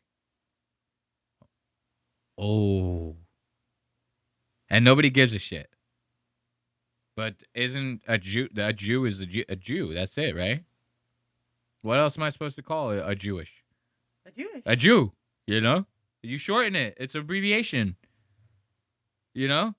I don't know. I don't know that. Conspiracy? Yeah. No, I'm kidding. Conspiracy? So look, now these guys right here already, you know, they got a lack of diversity in the building. I don't like that. I like to see my whites mixed with every, you know. I don't like a Nick Fuentes white, all isolated with their own people. I don't like that segregation. I like mixing it up a little bit, you know, but only so much. Only so much. I have a restaurant. I'm letting blacks in. No Mexicans. I'm letting blacks in though.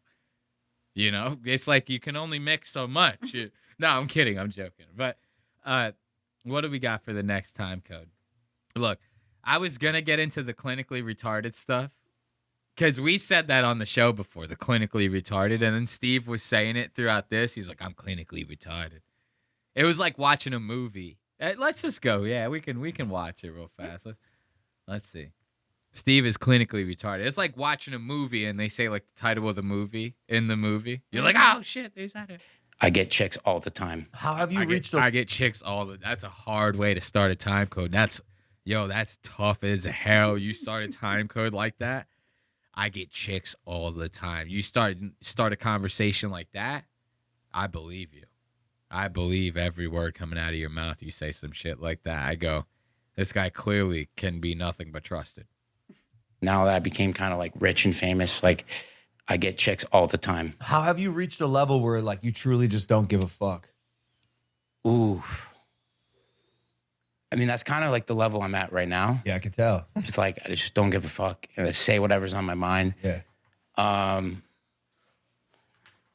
mean, for one, it's super fun, and it. Yo, Steve has the wettest lips. Yeah. This side Yeah. of North Hollywood. I've never seen like the wet. It's like he just has Vaseline all over It's him. crazy because he's not sweating. It's like he's like a fish. You know what I mean? It's like he has like a sheen on him or something. It's what's happening, dude.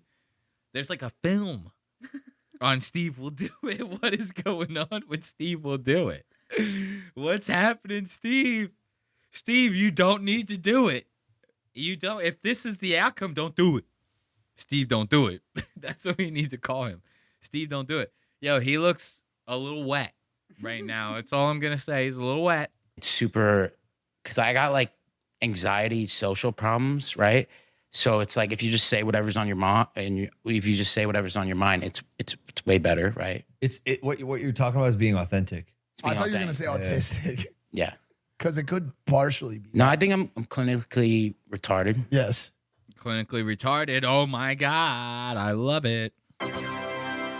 I heard clinically retarded. You remember I stopped this. I was like, holy shit. Did you just say that? I thought I was like fucking around when I said that. Steve Will Do It apparently went to a doctor. No, I'm kidding. He obviously did not go. You think this guy went to a doctor all wet? All wet like that? You think he went to a doctor? Like, imagine a doctor seeing Steve Will Do It. They go, how are you soaking wet but like dry at the same time? Like, I don't understand this. This is like a medical phenomenon right now. We need to like really put you in like a rubber room and like kind of work this thing out, you know? Like, see what's going on here. Because you really, you blowing my mind in a medical sense. That's how I would feel if I was a doctor. I go, lock him away. We need to take every sample we can from this one. You know, clearly this man is not well. He goes, I'm clinically retarded. He ended up harping on that for like 20 minutes, I think. Look, at 6 minutes, he's first said I'm clinically retarded. 10 minutes, he starts talking about being clinically retarded again. He really gets into it that time. Dude, it was like, holy shit. And I think there's another clinically retarded one down here. I think I just stopped putting them on there because he just kept saying it like throughout the episode. I'm clinically retarded. So now look at this. You remember I told you how Steve ended up making his way into the limelight on YouTube, right? How he was chugging those bottles of vodka and stuff. This is Steve Will Do It. Like, you know how crazy it is to chug a handle of vodka? Like, that's like a gallon of vodka. You know how crazy that is? Yeah.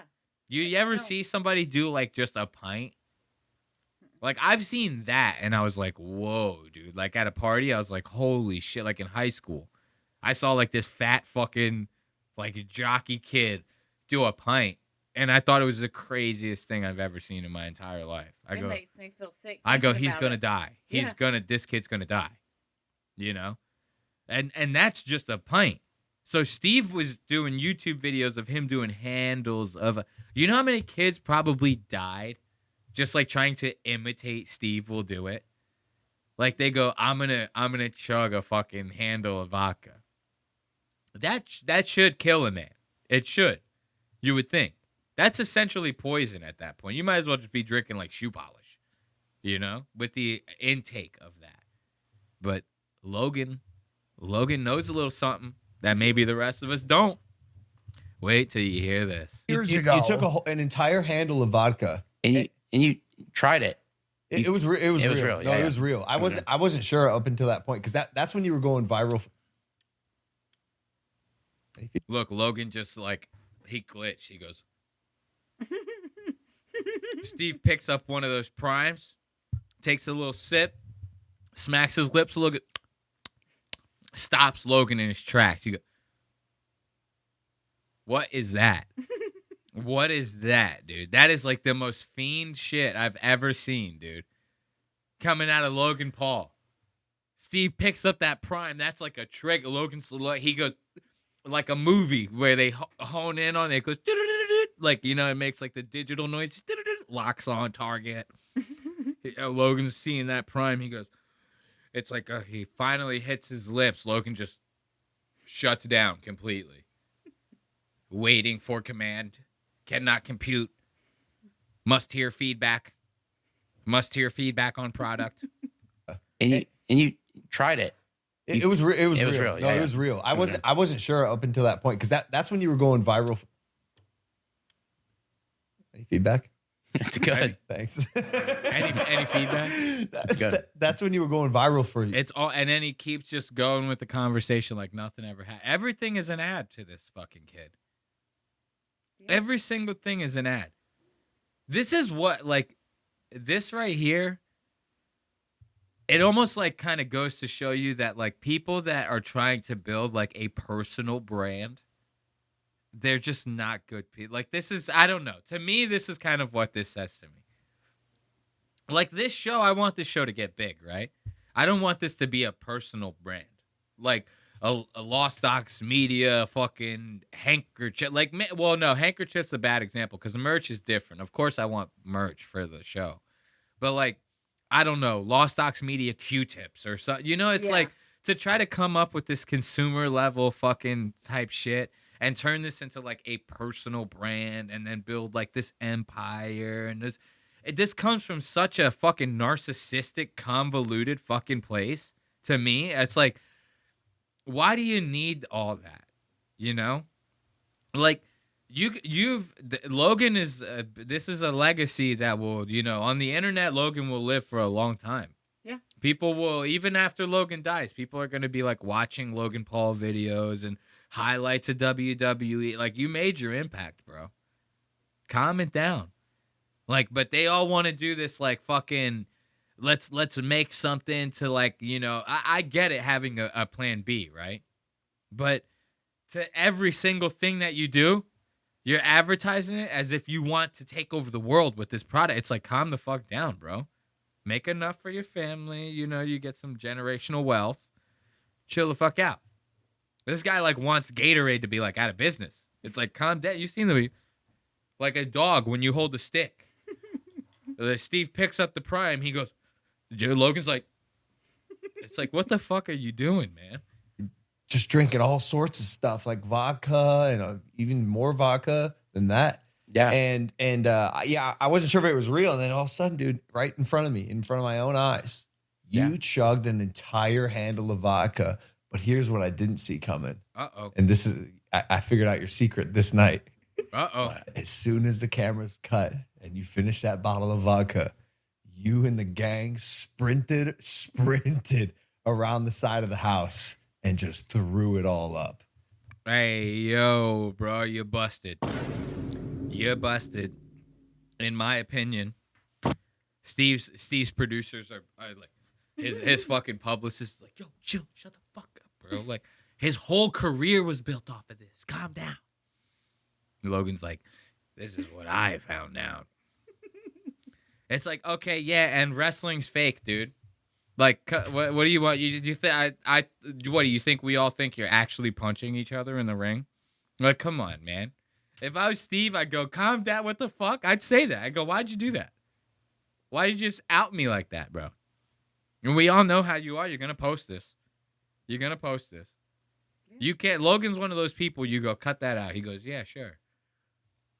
Soon as you fucking walk out, he goes, keep it in. Keep it in. Fuck them. Let's burn bridges. You know, that's crazy.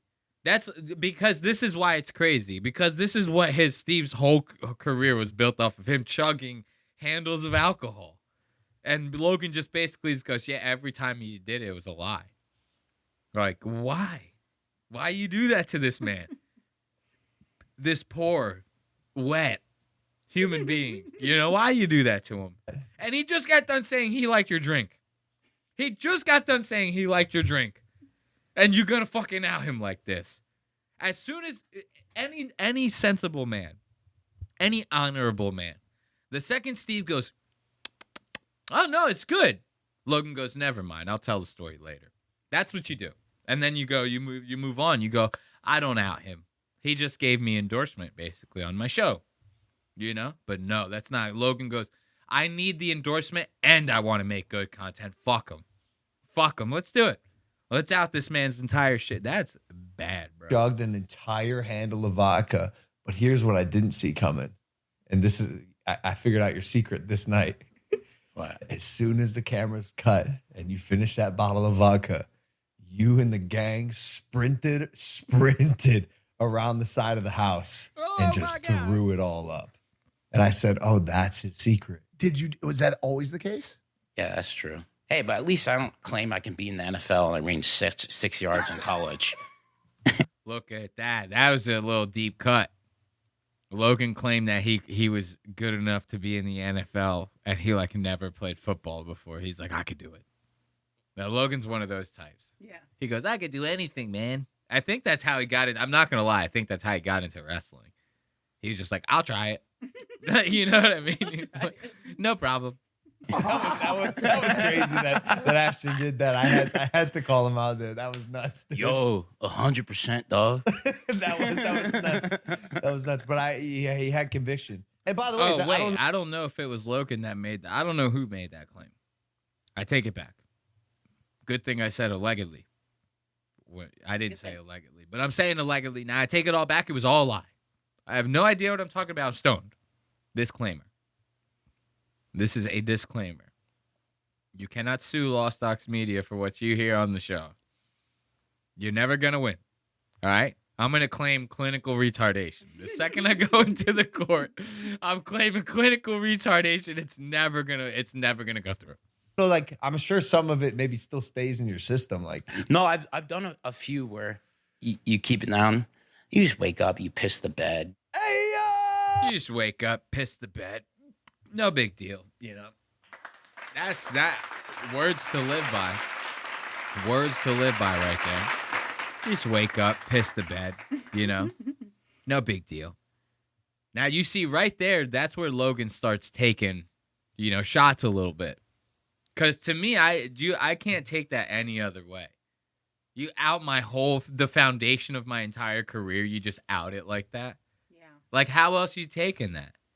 I can't take that. And that's another white glove to the face situation.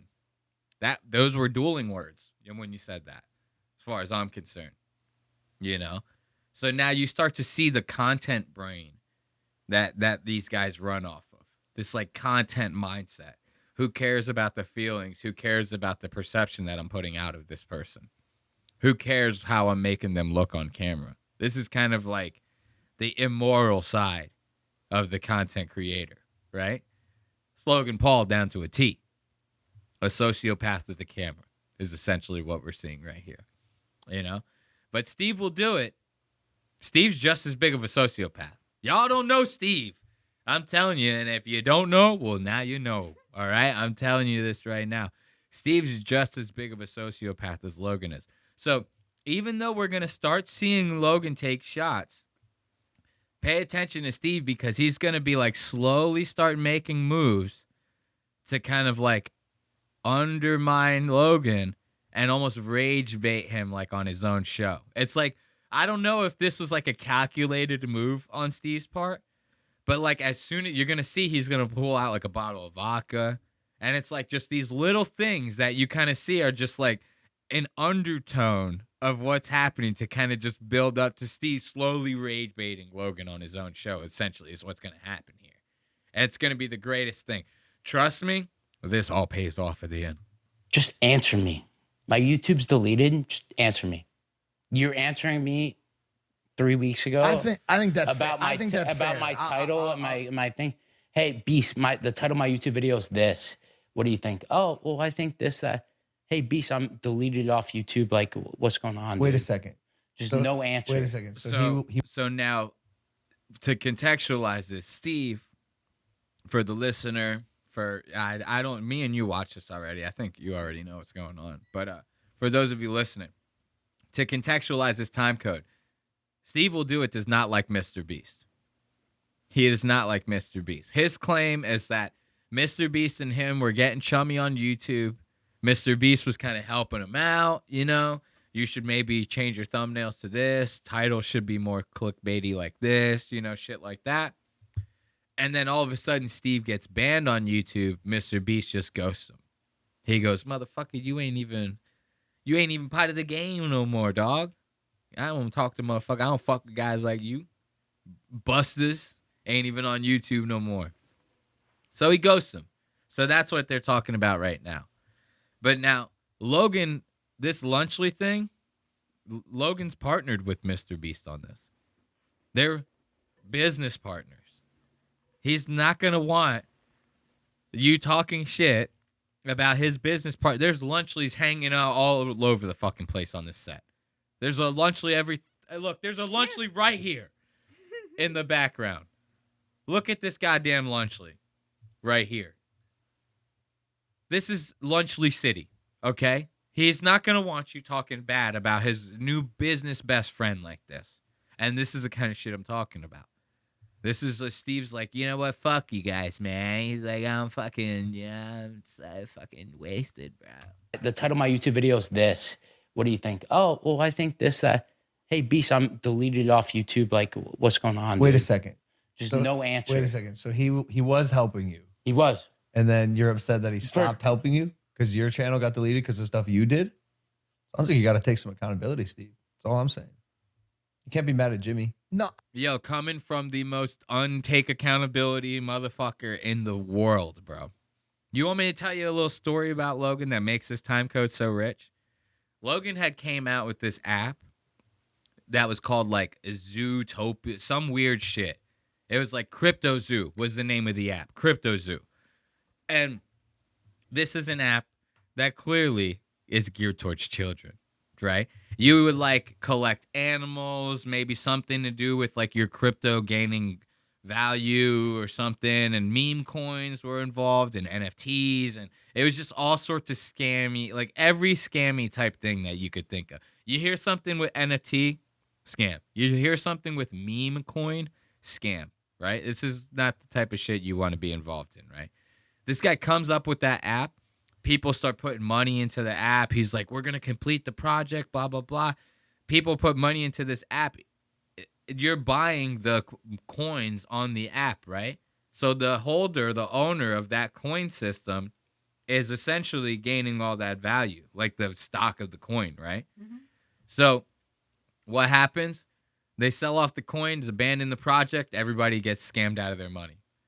Logan gets called out, says he's going to pay back the victims of the Crypto Zoo scam. To this day, he hasn't paid them back. It's been like 3 years.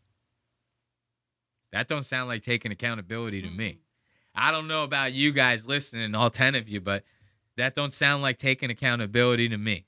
And for this guy to say it so smug that way, he like crosses his hands, his fingers, puts his thumbs together. Like, who the fuck do you think you are saying this shit? This is the same guy that was like posting himself joking around in the like suicide forest of Japan. He found a body hanging on a tree in the middle of filming for his vlog, still posted to YouTube. Ended up getting canceled for that when he was younger. This is Mr. You need to take accountability. You know, sounds like you're just being a hater. Motherfucker, you never took accountability for a goddamn thing in your entire motherfucking life. What the fuck are you talking about? Like, this is what makes this so rich to me. I go, man, if only Ashley knew. If only Ashley knew what I knew. And then you're upset that he stopped helping you because your channel got deleted because of stuff you did?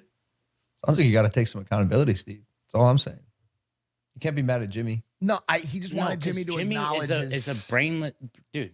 No, not well. Hold on, bro. he is what a do you brain, mean? a walking Get brain. mad, dude. My channel got deleted for nothing. For steak.com. You can make a dedicated channel on YouTube that is dedicated to steak. I'm sorry. Dude, this is where Steve starts malfunctioning a little bit.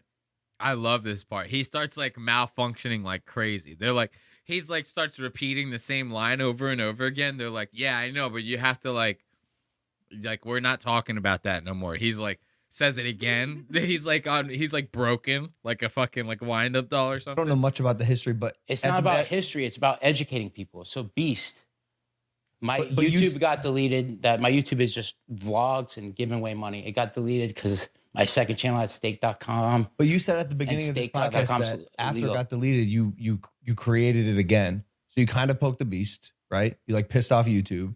He like did something that made them upset, and then they banned It's you. about a channel that you're allowed to. It's a steak channel. You're allowed to have a steak channel. So what did you want Beast to do? I'm just No, curious. but before everything, Yep.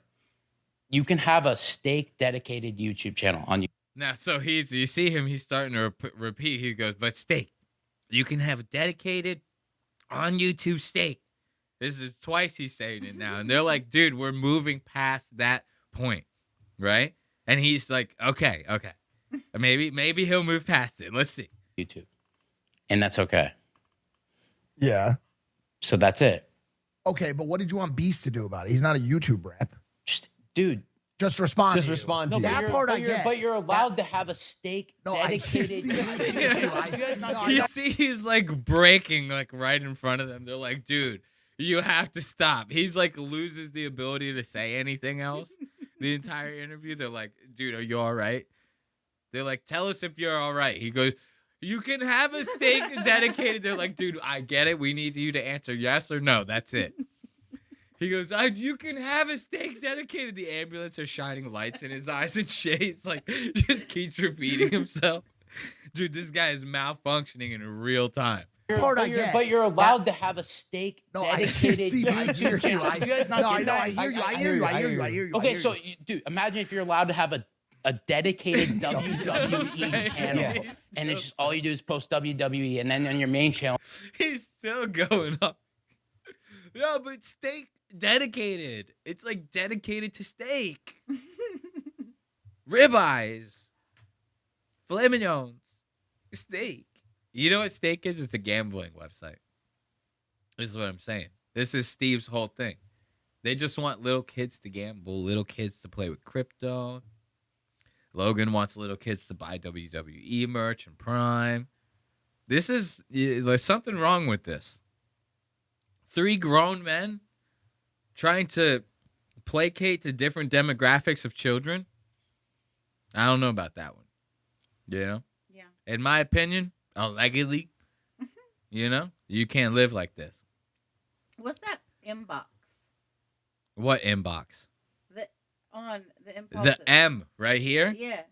I don't know. It probably has something to do with the studio. It might be like coasters or something. Look, it's a thing of coasters. Logan's not using a single one. He goes, hey, Prime's more important. Leave rings on your table. I don't give a shit.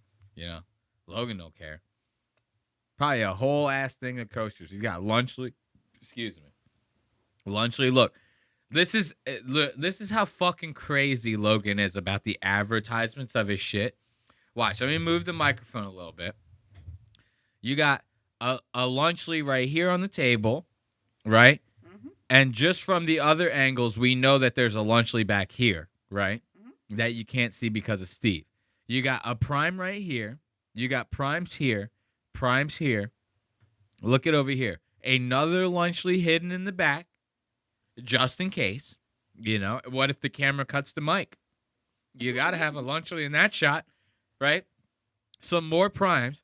This is like a game of Where's Waldo, because if you look over here to the right, there's another Lunchly just hidden, just over here and the bottom of the fucking screen. Like, what shot is that going to be in? That one? It's not even fully in this one. So what is the point? Would you just have to have a Lunchly on deck, just in case? You never know if a Lunchly might get shot off of the table. Someone might get hungry and eat it, so you might have to replace it. You never know when you're going to need another Lunchly. This is like playing a game of fucking Where's Waldo. How many Lunchlys are in this picture? If you can guess how many Lunchlys are in this picture, you have 5 seconds to look at it. How many Lunchlys are in this picture? You go, 6. Wrong. The answer, 485. There's actually 485 Lunchlys in this actual frame right here. You just can't see them all. They're all hidden. That's how many Lunchlys is that. What are you fucking kidding me right now? You fucking high right now? Jesus Christ, dude. And Logan continues with this fucking point. Logan keeps on going. I think you're a hater, bro. I think you're a fucking hater, bro. That's just me. You're a hater, bro. Look at this. I actually want to go back. I have this fucking time code right here that says Steve makes a point. I find this hard to believe. I'm not even believing my own self. that Steve makes some sort of point within this drunken stupor. Because look at this right here. Remember I told you guys, Steve busts out a bottle of vodka. When we were watching this, he capped this. This was fresh. He opened it in the middle of talking to these guys. Look at this thing. Halfway empty. You seen when he picked it up. It was like a 2-liter of soda almost. It was like a huge-ass bottle. It's like a fifth at least, right? Steve's already halfway done it. He's halfway did it. Steve will do it, right? It's 50% Steve will do it. Steve's ready to rock. So I want to see what kind of point this asshole's going to make with half a fucking fifth of vodka in him. What do we got in for us? I'll tell you why I'm leaning so hard into this, because I see this Mr. Beast. I like Beast. I just think if he actually cared about people, he would just help. No, you're generalizing just because he didn't help you get your channel back after you pissed off YouTube. I'm not generalizing. You're saying he doesn't like people. The guy's giving away tens of millions of dollars to random people. Have you seen his face while he does that? He does not No, look that's like a Twitter ad. Okay, that is a good point. I take it back. I take it back because Mr. Beast is the most robotic fucking man-child I've ever seen in my entire life. Dude, anytime you cover Mr. Beast on a podcast, he does nothing but stare at the cameras. When he's having a conversation, like me and you are talking, I'm staring at you. You know, I'm not sitting here looking at this person over here going, oh, this camera, this angle, you know. Fuck these guys. I'm talking to the person in the goddamn room. The point of this is for the viewer or the listener to be a fly on the wall of us hanging out. This is not, Mr. Beast is such a robot content brain. He stares at every camera. He goes, I'm talking to them. I'm talking to them. It's like, dude, you're fucking crazy. So I agree with Steve's point on this. I agree with Steve's point. Mr. Beast could give someone $10 million. I go, he has no feeling at all about this. This is just another tax write-off to him. You know, this is you giving it away. That's a tax write-off. You're not spending that. That's a tax write-off at the end of the year. People don't realize that, you know. And if it wasn't a tax write-off charity-wise, it's a tax write-off because you spent the money as a work expense. You know what I mean? So either way, it's kind of like not even really coming out of his pocket. It's coming out of the taxes that he would have inevitably paid at the end of the year. And this is the type of shit rich people, they pay no taxes. It's like shit like that. Yeah. Of course they don't. He just wrote off $50 million. Like, of course he's not paying taxes. It's like, what the fuck are you talking about? But, you know, I'm just a peon. Let's see if he finishes out this break strong. I don't have faith in Steve, so let's see. Fine, stop, bro. What are you on? You can't look as bro. You look crazy when you give away money sometimes too. Bro, Steve, you look crazy right now. All right, I'm telling you, Beast not authentic, straight up. Straight. I agree. Beast not authentic, straight up. That shit was like that might as well came from Tupac. That's how heavy that goddamn line was. I ain't never heard anything more real come out of Steve Will Do It's mouth. Man, he said that shit with so much conviction. It was like he gave up talking the conversation. He goes, listen, man, at the end of the day, this is my truth.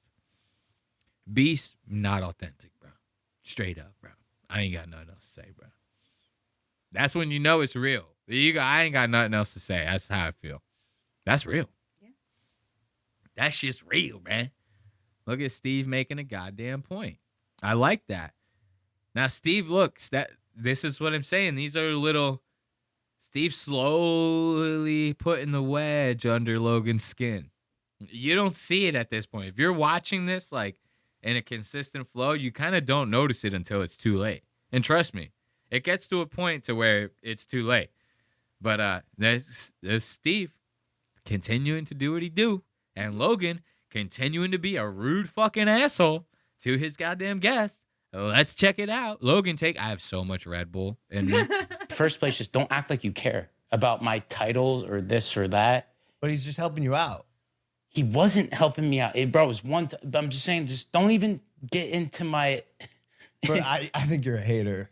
I think you are. Oh, my God. I think you are. Now you're really pissed him off. I think you are. Oh, dude, you're just like, kind of like so attached to somebody that is No, attached because to your hold business. on. Can I speak, And that's please? it. I've been sitting here. Can I please say I something? know, but you shouldn't be attached to someone that's. No, he's not. But yes, he's not. it's But 'cause you're, it's his but you're business. making no, it's not. But you're making a blanket. Steve, you're making. Steve, I love you. Dude, you're if he making cares a blanket about people, statement. then he would. But you're no, making he a doesn't blanket care about statement. people. He doesn't care about people. That's a blanket statement. That's it. Okay, It's so it. if you And do, I stand by that. so That's if you it. do one person dirty, Beast does not care okay, about fine, people. you can say we can you move said on, it. and that's facts. Okay. I bet my life on it. You got to give him another Talk chance. to him, please, Steve. Leave it at that. I'm begging you. I stand by my decision. I really like you. Look at that. Now Steve is starting. Now Steve, you see he's starting to turn. Now he's pointing at Logan going, I really like you. You don't say that to someone you really like. Nobody says that to someone. This is like you being this is a backhanded, this is a back fist that Steve's throwing at Logan right now. I really like you, because you're being a fucking bitch trying to defend this fucking guy. Like, what's so wrong with Steve having an opinion? Yeah. I don't understand that. Like, they are so they are convicted on this. They go, no, he is a nice guy. It's like, can I just have an opinion? Can I just think the way I think and you guys just shut the fuck up about it? Like, what is this whole obsession with these two that they have to prove to Steve that Mr. Beast is actually a nice guy? What's with that? It's and people they get pussy on shit like this. It's like you can be friends with someone who's not friends with your friend. You know what I mean? Like that's a very much a possibility in life. You can enjoy two things and not mix those two things together. Agree. Yeah. Right? Like syrup and eggs, for example. Yeah, they go good when you're eating your breakfast. You put the syrup on the pancake and you eat the egg with the but you don't put the syrup on top of the eggs, do you? What is this, fucking Elf? You fucking crazy? You know what? We watched that show. What was the name of that show? It was like Christmas Hoarders or something. Holiday Hoarders. Holiday Hoarders. Holy fuck. If you guys have not watched this goddamn Holiday Hoarders, it is the most insane thing I've ever seen in my entire life. Because it's hoarding, but it's people that are just hoarding Christmas and holiday decorations. Like, this is next level fuckery type shit. The one girl, she was like trying to start like a vintage holiday decoration business. Yeah. This bitch didn't even know what P&L stood for. Profit and loss. This is all it fucking stands for. If you don't know your profits and losses, how are you going to fucking run a goddamn business? This is like this is the one thing you have to be worried about. Your profits and your losses, right? Well, I think her parents might have had some influence as to why she doesn't know those things. Well, her dad is sitting there like Yeah, asking. he's asking her those things, but he also clearly hasn't taught her how to manage her money. He still has access to her checking account, and she's what, like 37? This is the boomer way, though. This is her dad was old as fuck. Boomer ass activity. That's it. The boomers, this is throw your kid in the deep end of the pool and just let them figure it out type shit. And then yell at them when they drown. This is boomer level shit. Can you blame him for being a product of his environment? No, I'm kidding. Of course, he's a shitty dad. But you gotta the funniest part was him trying to teach her the lessons now when she's like 42 fucking years old. He goes, I think it'd be good for us to cut you off and you get your own checking account. It's like, okay, you should have done that 20 years ago, dude. What are you talking about? Like, you throw cameras in these people's faces and all of a sudden they go, these are the right steps. The second those cameras left, he goes, here's another 10 grand so you could pay for the shit more. We secretly never want you to leave our house because we're codependent. This is the one couple actually said it. They weren't even a couple. It was like a gay guy and his best friend had like a Christmas rental decoration business. And they even said it right away. They're like, we're 100% codependent on each other. So you wouldn't be hoarding this shit if you weren't friends with each other. Well, then clearly you have to not be friends. Allegedly, in my opinion. So back to Steve will do it, Sorry, we got a little sidetracked. The Holiday Hoarders is wild, bro. We could do a whole episode on I could just talk about Holiday Hoarders. I could do a live on Holiday Hoarders, dude. We could do a live on Holiday. Okay, I think we live might have on to do a Holiday live Hoarders. on Holiday Hoarders one of these days. Stick around for that. Stick around for that. What do they say? like, subscribe, hit the notification button. If you don't hit that notification button, how you going to find out we're live? You know? Soon we're going to be doing all that through the membership website. Yes. Yeah, dude. That one particular soundbite keeps cutting out in the middle. I don't like it. Steve, take it away. Please, Steve, leave it at that. I'm begging you. I stand by my decision. I really like you. No, him. He doesn't have anything to do with it. What does he have to do with it? Why are you bringing him into it? Because I'm starting to not like him. Dude, I was friends with him before we got in a business relationship, and I know the guy. I know, but I just know. Okay.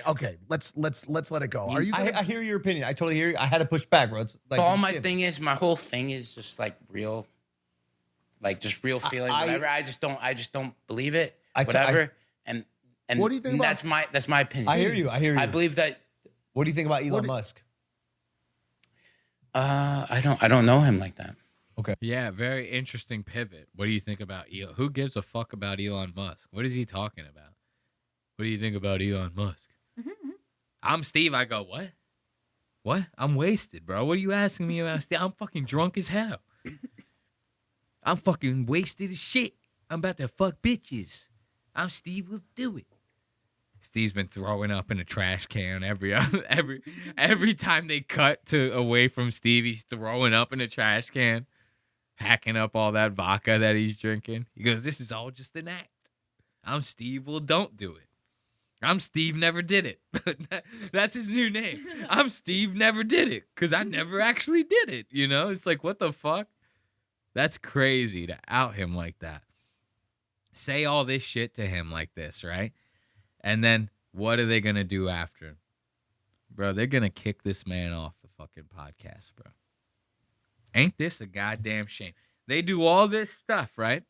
And they're going to kick him off the podcast. Here's the thing, though.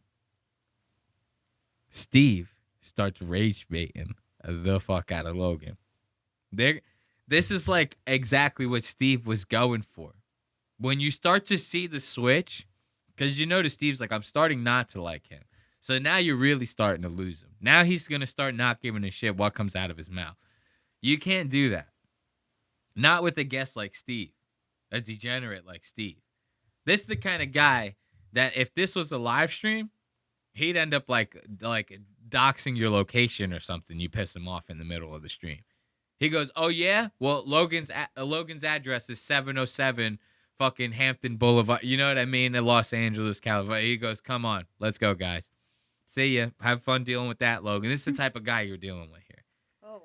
So you don't want to just like fuck around with him. You're calling him a hater. You're defending Mr. Beast. You can't even let the guy have a goddamn opinion. And now he's starting to express the fact that he doesn't like you. You think he's going to start playing fair the rest of the time? I don't think so. Look at this guy. And that vodka is getting lower. It's getting lower. It's about the next show, too, that we're working on. Family Feud. Yeah. Dude, you're getting into formats, huh? Yeah. Family Feud is going to be like Ukrainians versus Russians, Jews versus whoever the Jews hate. You know, blacks versus the black haters. And what's going to happen? Family Feud at the end of it. Oh, it's like a racist Family Feud. It's a racist show. What's it called? Family Feud. I don't think you'll. It's a racist show. It's called Family Feud. Now, clearly, this man has just lost all interest. He's like not even like putting effort into it. Oh, look at her. Look at you, Goose. What's going on over here? You all right, girl? So now he's just not even putting effort into it. He's going, yeah, we're just gonna have like race riots, you know, a couple different blacks and Mexicans, you know, throw a couple Jews in there. Logan's starting to get real serious face. He goes, the sponsors ain't gonna like this. He goes, I don't know, the sponsors are not gonna like this. Logan starts getting real. Just like he did when Steve took that first sip of Prime. Logan goes, like a hound dog. He goes at attention like that. Now Steve's starting to really let loose. He goes, the Jews. As soon as he said the Jews, why didn't they bleep at that time? Why didn't they bleep at that time? The world may never know. Be gone with your jewelry. Like a racist Family Feud. It's a Feud? racist show. What's it called? Look at Logan. Family Feud. I don't think you'll be able to use the name, man. How are you doing? Look Can I at ask you a Logan. question? How? You saw how hard that cut was? Clearly, Steve started going off, dude. And he's like hiccuping that. Like, Steve is wasted, bro. Steve's like sitting there going, it's called like, he goes, it's Family Feud. It's family. He's like holding back throw up. He goes, it's Family Feud. It's called Family Feud. You know, it's like Steve's really in it right now. And look at Logan. Look at Logan over here. And now Logan looks wasted. I'm good with the free. I'm nice when it comes to a freeze frame. If you want a good laugh, I do it so effortlessly, so subconsciously. I do boop. I hit that pause button, bro. That shit real as hell, bro. Look at Logan. Bitch ass. Oh, it's like a racist Family It's a Feud. racist show. What's yeah. it called? What's it called? Look at Logan getting Family pissed. Feud. I don't think you'll be able to use the name, man. How are you doing? How Can I are ask you you a doing? question? How now today? Yo, I'm doing so good. I think it's an honor for you guys to have me, and I really An appreciate honor it. for us or you? An honor for us or you, Mike says. Now Steve is wasted. This is white girl wasted, bro. This is like the type of girl, she goes to like the DJ booth and goes, "Two Sambucas, please." The DJ booth is like, whoa, dude. Chill. That's an actual meme. I'm not like making that up. That is like a real. You ever see that video? Dude, it's so fucking funny. This fucking white chick goes up to the DJ booth and the guy's filming her and she's so drunk. She's like, "Two Sambucas, please." And she's got like her debit card. And the guy's like going like, "No, this is the DJ booth." And he's like saying it louder. He goes, "This is the DJ booth." And he's like saying it almost in her ear. And she's like listening to him. And she kind of like acknowledges that she's like registering what he's saying. And then he goes away from her and she goes, "Two Sambucas." Like she's like still just wasted as hell. She's like just trying to order Sambucas. He's like, "Dude, there's not even a cash register here. It's the fucking DJ booth. What are you doing?" Like, and this is like how wasted Steve is right now. He's like, "It's been an honor for me to have you." He's like in their studio. They're like, "Dude, what the fuck? Like, you drove here?" You know what I mean? Steve is drunk as hell. Yo, I'm doing so good. I think it's an honor for you guys to have me, and I really appreciate An honor it. for us or you? Because you said it's an honor for us to have you. Is it? Are you saying it's an honor to be on? It's an honor for me to be on there Thank with you. you guys. So I Thank really you. appreciate you. I look up to you, Logan. Sound like For you're real. gonna cry. Are you gonna? What are you doing? Sound like you're gonna cry a little bit. That sound like a little pussy shit. I look up to you, Logan. No, I look up to you. Yeah. I look up to you, man. He like swallowed that. I look up to you, man. I'm sorry. I just holding back some tears. I'm a fucking bitch. For real. Are you gonna? What are you doing? No, I look up to you. Yeah, No, but the what are you show's doing with not the over. mic? No, I'm done with it. I'm done with it. Is that it? The show's over? Oh, that's it. Yeah. Okay. Peace out. So now Steve's leaving. Steve's had enough. He goes, "You guys are questioning my sobriety. If I'm like too drunk, you know, I'm talking about my racist show. You guys are telling me that I can't use the name Family Feud. I ain't never even heard of no show called Family Feud before." Like, Steve is wasted. He's so drunk, dude. He's getting up. This is it. It's over, right? It's done. Steve's had enough. Say goodbye to Steve. You know, he's giving him the hand. You give a handshake like that, that's as good of a sign as any. You're gone. Yeah. See ya. Goodbye. Is that it? The show's over? Oh, that's it. Yeah. That's Okay. it. Peace out.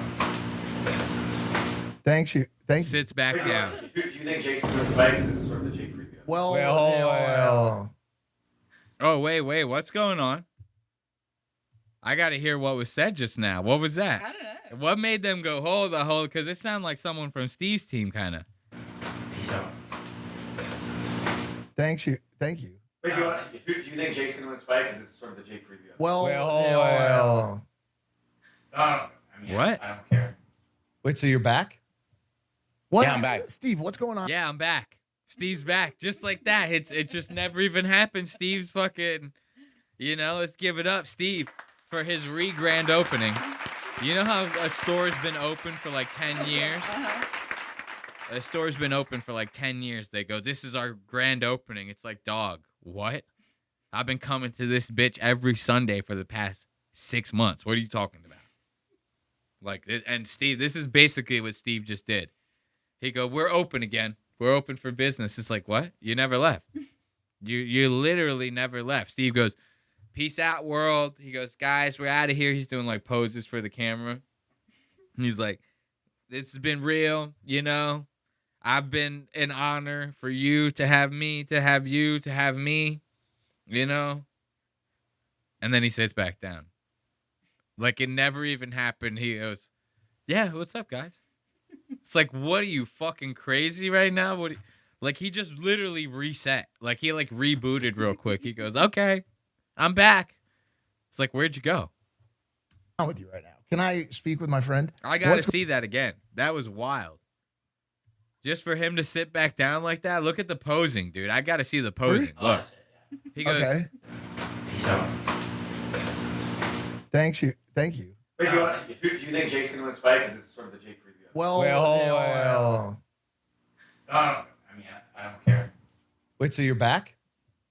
What, Yeah, I'm back. Steve, what's going on with you right now? Can I speak with my friend? What's going on right now? Why do you seem... Look at Mike trying to pretend like he's worried about his quote unquote friend. Can I speak with my friend real fast, Logan? Can I speak with my friend? You know, I'm gonna ask him like some real personal shit right now, like live on air, in front of all these people. Can I speak with him real fast, Logan, without you interrupting real fast? Please. I need like I hate Mike Malak so much. It's like such a hatred I have for Mike and his fucking 10 out of 10 burgers. Fucking banana out of 10 bullshit. How about this? You guys, tomorrow, you come padel, right? You play pickleball? No, padel. Yeah, 1v1. Padel's good. You win, you get a $40,000 watch. You win, you get a $40,000 watch. Oh, I have to try it then. Deal? Look, Mike is all in. Mike goes, what? I could like basically steal money from my drunk friend right now. This is your friend, right? This is like at the same. You ever been to the bar with like your friend and they start getting so drunk that they're like, a round of shots for everyone, and you're like, no. Wait, hold up. You know what I mean? You start having to kind of like rein them in. Yeah. That's what a real friend does. They go, yo, calm down. You're going to really regret. As soon as you see your bank account tomorrow and how wasted you're going to wake up hungover. Calm the fuck down. If you want, we'll get a bottle on the way home. You like kind of like just entertain them or something, right? And you just kind of deal with it. A real friend would not go, you're right, let's all get the shots. Like, let's get, like, you know what I mean? This is essentially what Mike is doing. Is going, yeah, no, the shots sound like a great idea because I'm going to benefit from getting the free shots. Fuck you being a wasted, retarded, bumbling fool. You're on your own with that. But if you're going to dish out some free shots, then I'm in. This is essentially what Mike is doing. Oh, well, I got to try to get a Rolex from Drunk Steve will do it. Of course. Logan, for fucking once in his life, well, I don't even think this is coming from a place of morality with Logan. I think Logan is just getting pissed off at Steve, and 100%. Logan's going to turn it down. But just look at Mike right away. Look at how much of an addict Mike looks like. Mike is staring at Steve like, how can I possibly use the fact that he's wasted to maybe get some sort of benefit out of the situation? Aside from the content that we're already getting, because like we're making an ass out of this guy. Like this is gonna do numbers. Like this episode's gonna do numbers. But like how else can I manipulate this situation to make this guy seem like I'm friends with him and I actually don't want to get a benefit from our relationship, but I actually do. So how do I like get that going? A watch. You win, you get a $40,000 watch. Oh, I have to try it then. Deal? Mr. Paul? I'm working. Steve. Paul. Steven, can you answer my question?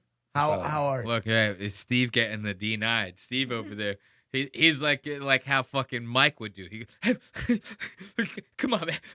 What are you, $40,000 watch? What are you, you know, like as if Logan's gonna, you're right. 40 G's, man. I need it. Logan makes 40 G's in his fucking sleep, dude. Prime? You kidding? The dividends off of this guy's fucking stock portfolio. He's making $40,000 within the hour of this shooting of the podcast. Are you high? You know, it's called compound interest, Steve. You never heard of it? You never heard of no compound interest before? You know, this is how that shit works. When you get that much money, the compound interest is what you live off of. You just let the shit fucking chill, right? This is what people call passive income. Logan's making $40,000 when he scratches his balls in the morning. This is like, what the fuck is he give a fuck about a Rolex for? You know, but not Mike. Mike don't got that kind of money. Mike's compound interest ain't making it like that. Mike goes, ooh, I could make a lick off of this drunk asshole. You know, this is that addict mind. This is Knives and Spoons, Louis J. Gomez. Knives and Spoons, Louis J. Gomez. You feel me? Look at that. So now we haven't even gotten to the point. Like, Steve is still to be kicked out. We haven't even gotten there yet. Watch. How do you think he gets kicked out? I know you know, but I kind of forgot that. you did? I did. All right, so let's take a guess then. Hit me. How do you think he gets kicked out? What do you think happens? Do you think he throws something? He says something? Like he says something. Threatens someone? I'll spill the beans. I won't. I will quit playing this game. He does it with racism. Okay. Of course, he does it with that. The same way anyone would naturally get kicked out of any situation. He starts saying racist stuff. And we're fond of that over here. You know? He starts saying all this shit about Puerto Ricans. I start joining in. I go, my mom is like that. I know, I'm kidding. Are you? I'm good. I'm being serious. Can you answer the question? Are you good? I'm super good. Yeah, I'm super happy. Across the board? Across the board, dude. Just boom, boom, boom, boom. Like, I'm very good. You know you can talk to me if you want to, right? No, I'll talk to you, dude. I'll do drugs. I'll See, he's like, I'll kill black people. He's like saying all sorts. He starts saying racist. He's like, yo, I'll fucking do drugs. Because look, we missed it, but earlier, he says some with the N-word. But I think he was saying like a soft A. Like he's like, I think he was saying something like any real nigga would do it like this or something like that. He wasn't like saying it full blown. But that started triggering Logan. There was a time code that we didn't let play out fully, but it would have been bleeped anyway. It's not like anyone's missing out on him saying the N-word. Who cares, right? But that started triggering Logan. Now he's starting to say some more shit. He's like compounding on that. He go, yeah, man, I'll do drugs. I'll fucking like, he probably says, I'll kill a black. It's like whatever, some crazy shit. I think he starts saying, I'll suck Logan's dick or something. Like Logan's like, hey, bro, you better calm down with that shit. All right. I'll do drugs. I'll All right. I'll say maybe that you were right with that. Yeah, maybe you were right with the end. Me and Paul will Wrestle. We'll go yell. Drive around. We'll go. Yo, Steve, bro. All right. So look. I definitely have like a line. I think you've reached a line. Okay. And so like I am gonna ask you to like chill a little bit. Well, not even just for my sake. I can handle the jokes, right? Just no, it's okay. You're just careful, because I told you I hit my line, right? You're a professional. Oh, okay. So what? You gonna fucking beat him up? You gonna beat up some drunk fucking degenerate in the middle of your show? Why? Because you fucking WWE superstar Logan Paul. Like Logan lifts a couple weights. All of a sudden he goes, hey man, you're crossing a couple lines with me, bro. You know, I don't like that. He's like tapping the couch on him. Right. He's like, excuse me, sir, over here. I'm going to fuck you up. It's like, well, where do you get the right to even, like, if I was Steve, I would go, you can go fuck yourself. What are you going to do? Beat me up? Okay, go ahead. That'd be the easiest lawsuit. All this shit's on camera. You can fuck me up. Steve don't care. What do you think? Steve's going to feel it? Steve, you're going to fucking ragdoll this guy. He's going to wake up in the morning and go, what, I fall down a flight of stairs or something? I'm crazy. Steve will do it, bro. It's like a handle of vodka. You know, Steve don't care. Like, yeah, beat him up. Beat him up. Look at Logan over here. You crossing a couple lines with me, Steve. I scam like 100,000 people out of their life savings. I'll film fucking people who committed suicide in the middle of a Japanese forest. I'll post it on the internet, Steve. I do all that shit, you know. I steal my brother. You know he fucked his brother's girlfriend when they were growing up? Yeah. They were having like a YouTube beef with each other. Legitimately doing diss raps at each other. These brothers, I fucking shit you not, doing diss raps at each other, right? One of Logan's diss raps started out with one of Jake's old girlfriends, fresh ex-girlfriend. And it basically started with like, yeah, I fucked your bitch. Like, okay, this is Mr. Take Accountability. This is Mr. I'm a hater. You know, you just a hater, Mr. Steven. You crossing some lines, Mr. Steve. I fuck my brother's bitch. You say the N-word one more time, Steve. You gonna cross a couple lines. Fuck yourself, bro. You kidding me? Like, where do you get the virtue signaling coming from this asshole right now? You gotta be fucking high as shit. Because your show's getting licensed by WWE. I wipe my ass with WWE. WWE can go fuck itself. We went and saw that wrestling thing not long ago. Yeah. Matt Hardy looking a little rough. All right? WWE is fucking washed up as far as I'm concerned. I tried watching this shit recently. Like, I'm talking within the last year. It's like 90% talking. They're like actually like, it's like a soap opera now. Yeah. You watch it. Nobody's even beating each other up. It's like 5 minutes of wrestling and 2 hours and 45 minutes of fucking bullshit talking and stuff now. It's like, people are still paying for that? That's fucking crazy. You know? It's washed up, Logie. I'm sorry. And this guy, Steve over here, he just wants to drop the N-word a couple times. You're going to take that away from him? I thought this was America. I thought this was Paul American. What happened? Just, no, it's okay. You're Just careful, because I told you I hit my line, right? You're a professional, man. That's and bro, I go from nice guy to like. Logan, I acknowledge it. I'm not. All right, grab him. Let's go. It's done. What did Steve say there? Said something. See, I like that. Even in the face of danger, Steve is going, I acknowledge it. You're still a faggot bitch or something. He's saying something that got bleeped. What got bleeped? Yeah. You know? And to the point to where Mike, all of a sudden, Mike is the fixer guy. All right, grab him. All right, grab him. Like, who the fuck are... Bro, if I'm Steve's crew, I go, what, we work for you now? What? How's about we let him stay? How about you get him out? And then the second you lay hands on him, we fuck you guys up. How's that sound? Like, I would have my security team fighting his security team. It would be like a whole battle royale in the fuck. I'd be like, this is WWE. I'm Steve Will Do It. You're freaking out, you know? Like, Steve's had so much vodka in him. He don't care. He actually might be a match for Logan. Because it's like you can't knock that guy out.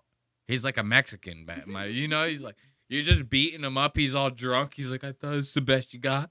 It's the best you got. He's like saying it like that. It's the best you got. Mike over here. All right, look at Logan. What a fucking faggot, dude. Over here. Mr. Tough Guy Paul. Mr. Tough Guy Paul over here. I would call him a faggot to his face 5 times. Go ahead. Beat me up, Logan.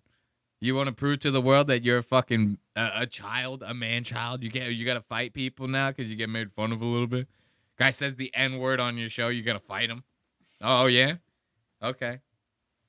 Easy way to lose a couple $1 million, Logan. That's all I'm saying. You're too high profile to be doing this kind of stupid shit. Not only are you too high profile, you a grown-ass man now, buddy. What are you? You're almost 30. This guy has a child. You're physically threatening a man on your podcast. You have a child at home. Wouldn't that be the first thing to think about? Not going to jail for your child, right? Right. You have to think outside the box a little bit when it comes to these kinds of altercations, Mr. Paul. I'm sorry. Look at Mike. Let's listen to Mike one more time. Save the day. Thank God for Mike. Acknowledge it. I'm not. All right, grab him. Let's go. It's done. Thank you for coming on, Steve. Thanks. We appreciate it. Thank you, boys. Okay, I'll text you.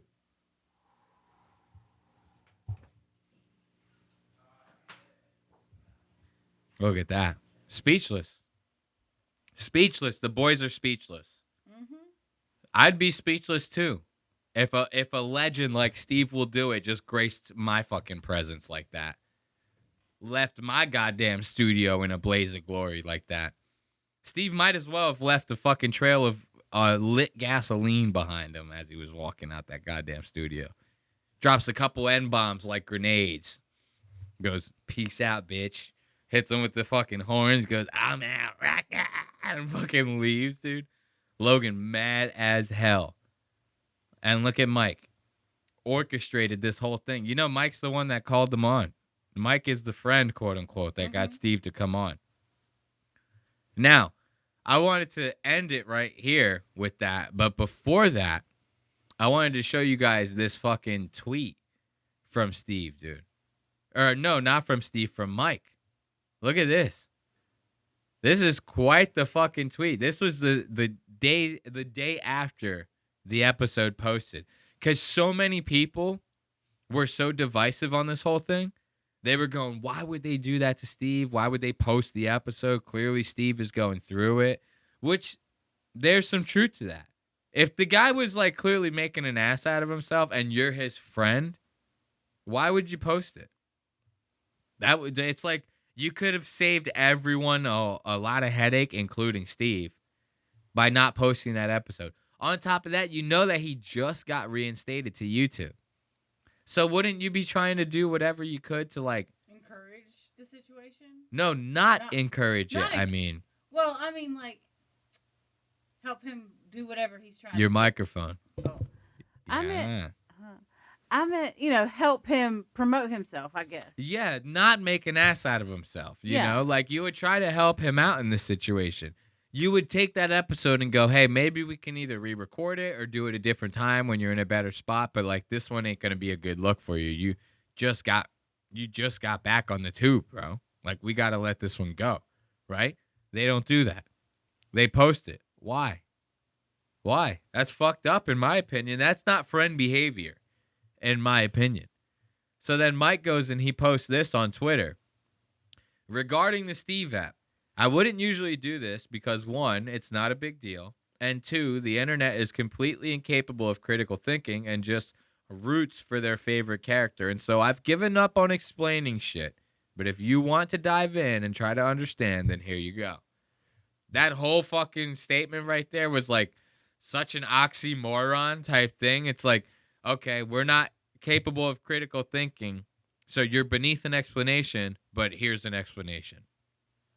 Okay. I don't know. To me, I'm fairly capable of critically thinking through this entire situation. As a matter of fact, I'm so capable of critically thinking about it, thinking it through, that I can actually understand exactly what your thought process was behind posting it, behind having him on, and what you would benefit from it. But you think people don't understand? Like, how could this guy actually think that people would not understand the motive behind something like this? It's called money. It's called money. You got a nose like a Jew. You can't figure that out? The fuck? This guy. The internet is completely incapable of critical thinking. Really? You got us all pegged? Okay.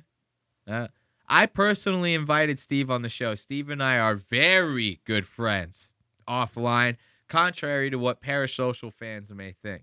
And he recently got back on YouTube, and I thought he would enjoy doing the show.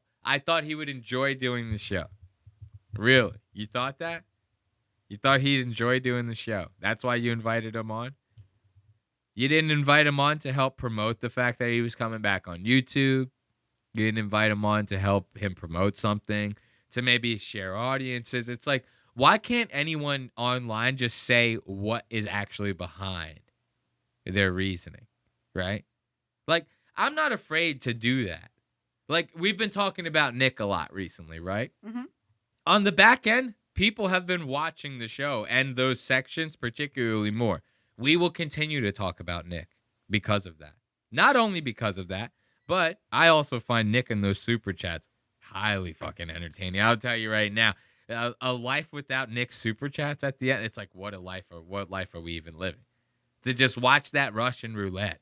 I can't wait to see what the Christmas background is. Dude, the Christmas background's going to be amazing this year. I hope he takes the comfort pumpkins and turns them into like little Christmas trees. There's like he has a little Christmas tree on there with like a face and googly eyes on it or something, you know? That'd be so cute. And he's like going on his rants and he's picking up the Christmas tree and holding it like he does with the pumpkin. Maybe You know? a snow globe. Yeah, a snow globe would be perfect. He's got to get rid of that coffee cup. Unless he's putting hot cocoa in it. I need to see some marshmallows on top. There is no liquid in that coffee cup. If I'm him, I'm putting like a piece of plastic in there to make it look like there's coffee or something. You know what I mean? Like, give me something. Come on. You can't just be holding this empty cup. It's fucking, we all know it's fake. I should send him a super chat. I should send him a super chat. Be like, turn the cup over. I dare you. Give us a fucking, what's the restaurant where they do that with the ice cream? They turn it upside down? Dairy Queen. Dairy Queen. Give us a Dairy Queen real quick. You know? Make sure that make sure that blizzard ain't going to fall out of that cup real fast for us. Could you do me one, Nick, real quick?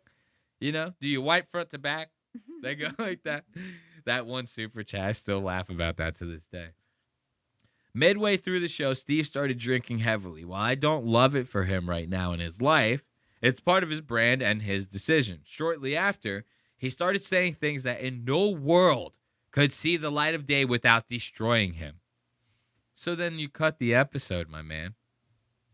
You cut the episode. Why? And he even explains it. To protect Steve and his new return to having a YouTube channel, we had to fine-tooth edit the episode, cutting over 20 minutes of what he said, basically ruining the cadence and making it look more aggressive on our parts. You calling him a hater fucking is saying that he's not taking accountability for his action. What about that?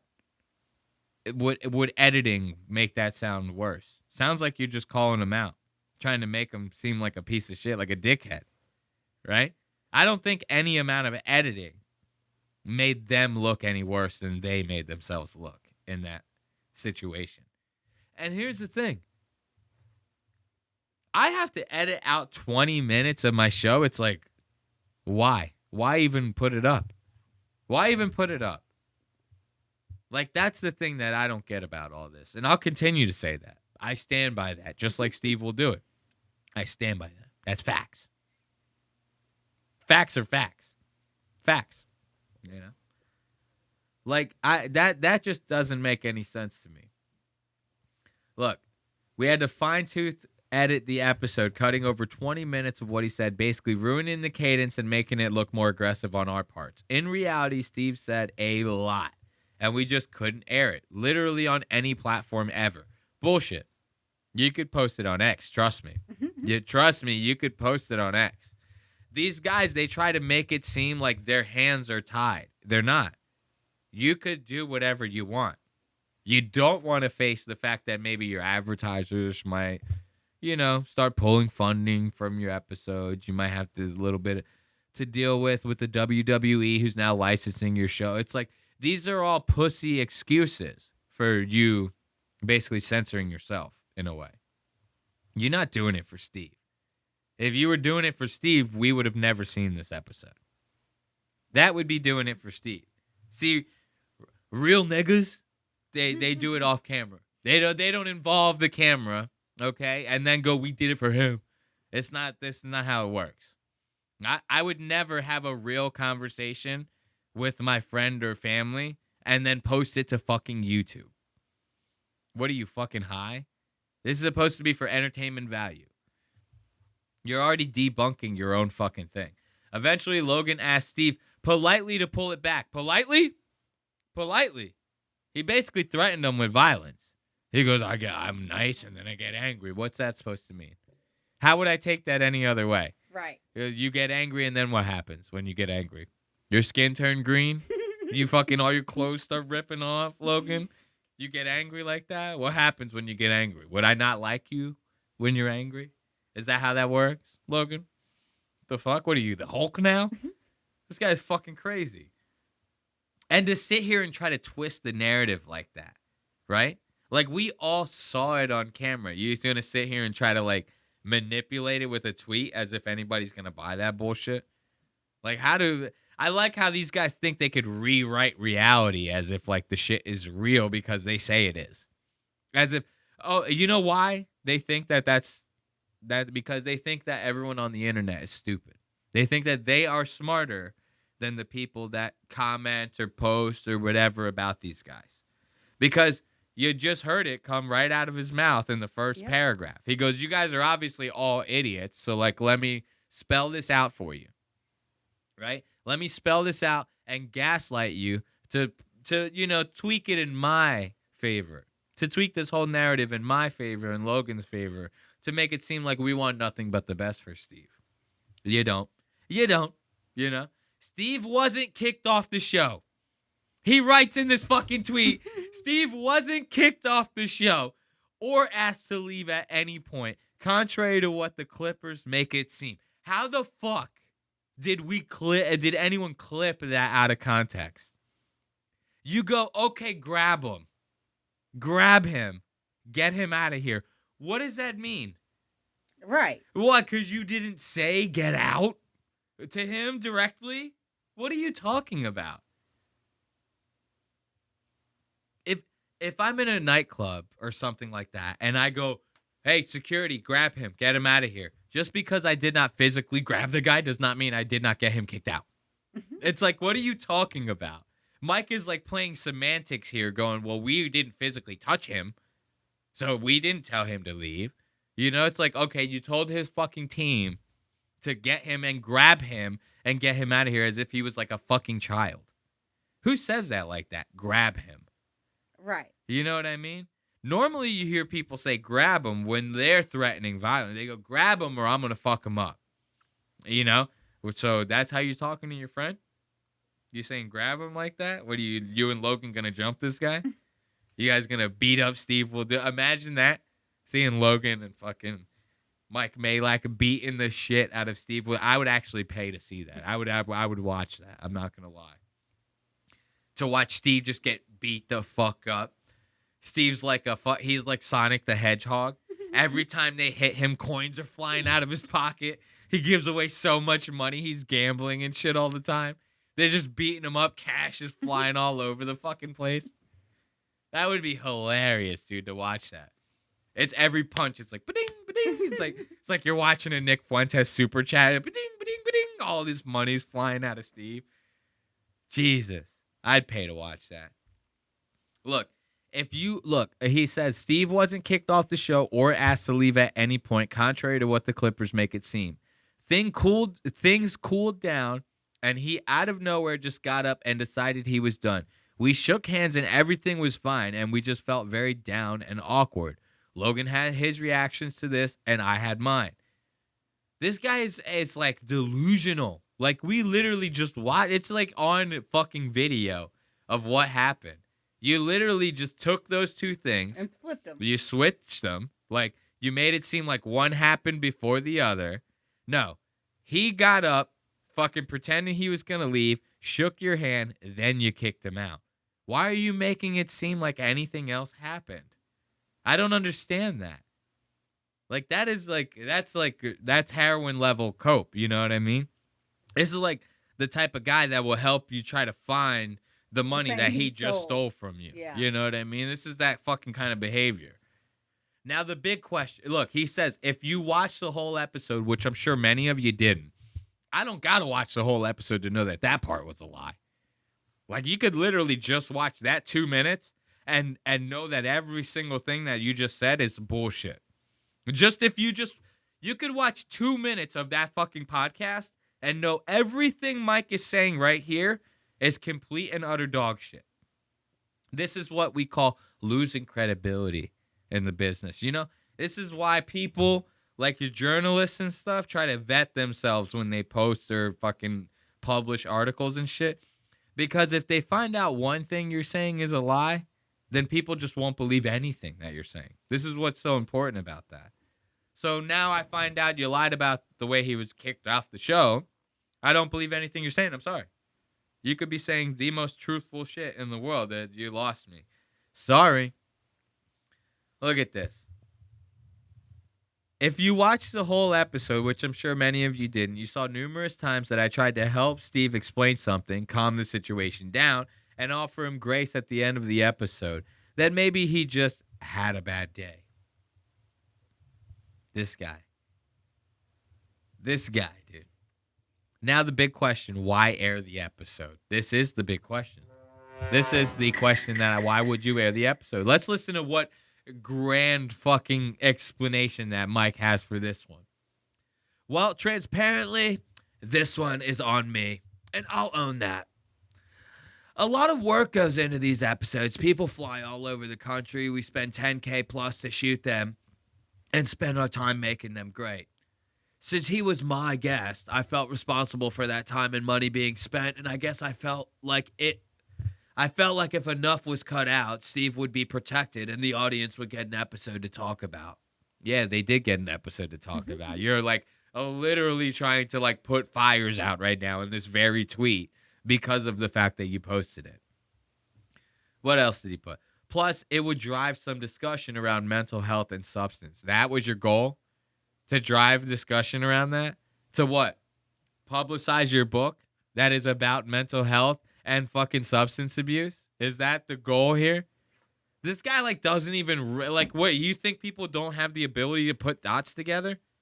What the fuck is like this guy is fucking crazy. Looking back, maybe that wasn't the right move. Hindsight is 20/20. You think? You think that wasn't the right move? Then he goes on to say Steve and him connected last night and blah, blah, blah. It's like, this is what I'm saying here. This is the world we live in. This is a Mike Malak, Best Friend 101. Let's give it up for Mike. The best friend that a guy could possibly ask for. I mean, with friends like Mike, who needs enemies? You know, as far as I'm concerned. So that's going to do it for this episode of Lost Ox Media. This was a grind, this episode. I'm not going to lie. I'm hungry as hell. I need some cheeseburgers, bro. Yo, I got these cheeseburgers, man. And I'm trying to eat them. You know, so I got to start plugging stuff at the end of these. Make sure to, like the episode, comment on the episode, tell your friends and family, subscribe, notifications, all that good stuff. We're at Lost Ox Media on every platform. Literally. At Lost Ox Media from YouTube to TikTok. Spelled the same way and everything. No spaces, no underscores. We have the actual handle. That's the way we like to roll, And then, of course, you can check out the website if you want to support the show by buying merch. That's lostox.media. Lostaux.media. Catch new episodes every Wednesday. Make sure you subscribe and hit the notifications to catch the lives when we end up doing those. When we go live on YouTube. We go live on Twitch. We go live on Kick. We like to call that the multi-stream. We tap into the multi-stream. And we go when we start going live everywhere. But these are the things that we have to start promoting. We want you guys to enjoy the show. We want the show to get bigger, better. The more people listening to this thing, imagine a live with like 1,000 people watching. That'd be crazy, dude. The chat going all nuts, people feeding us links and shit. Yo, watch this. This one's crazy, bro. Look at Ethan Klein. He's, oh, God. That'd be nuts. I want that. I want that for you, the listener, not for me. I don't care. I could be a plumber for the rest of my life. I'm cool. I still do the show. But anyway, until next time, we love you guys. We wish you all a good life and a happy... Everybody had a happy Thanksgiving. We forgot to say that to everyone. Happy Thanksgiving to everyone, Happy Thanksgiving. But until next week, I bid you adieu, and I bid you goodbye. See ya.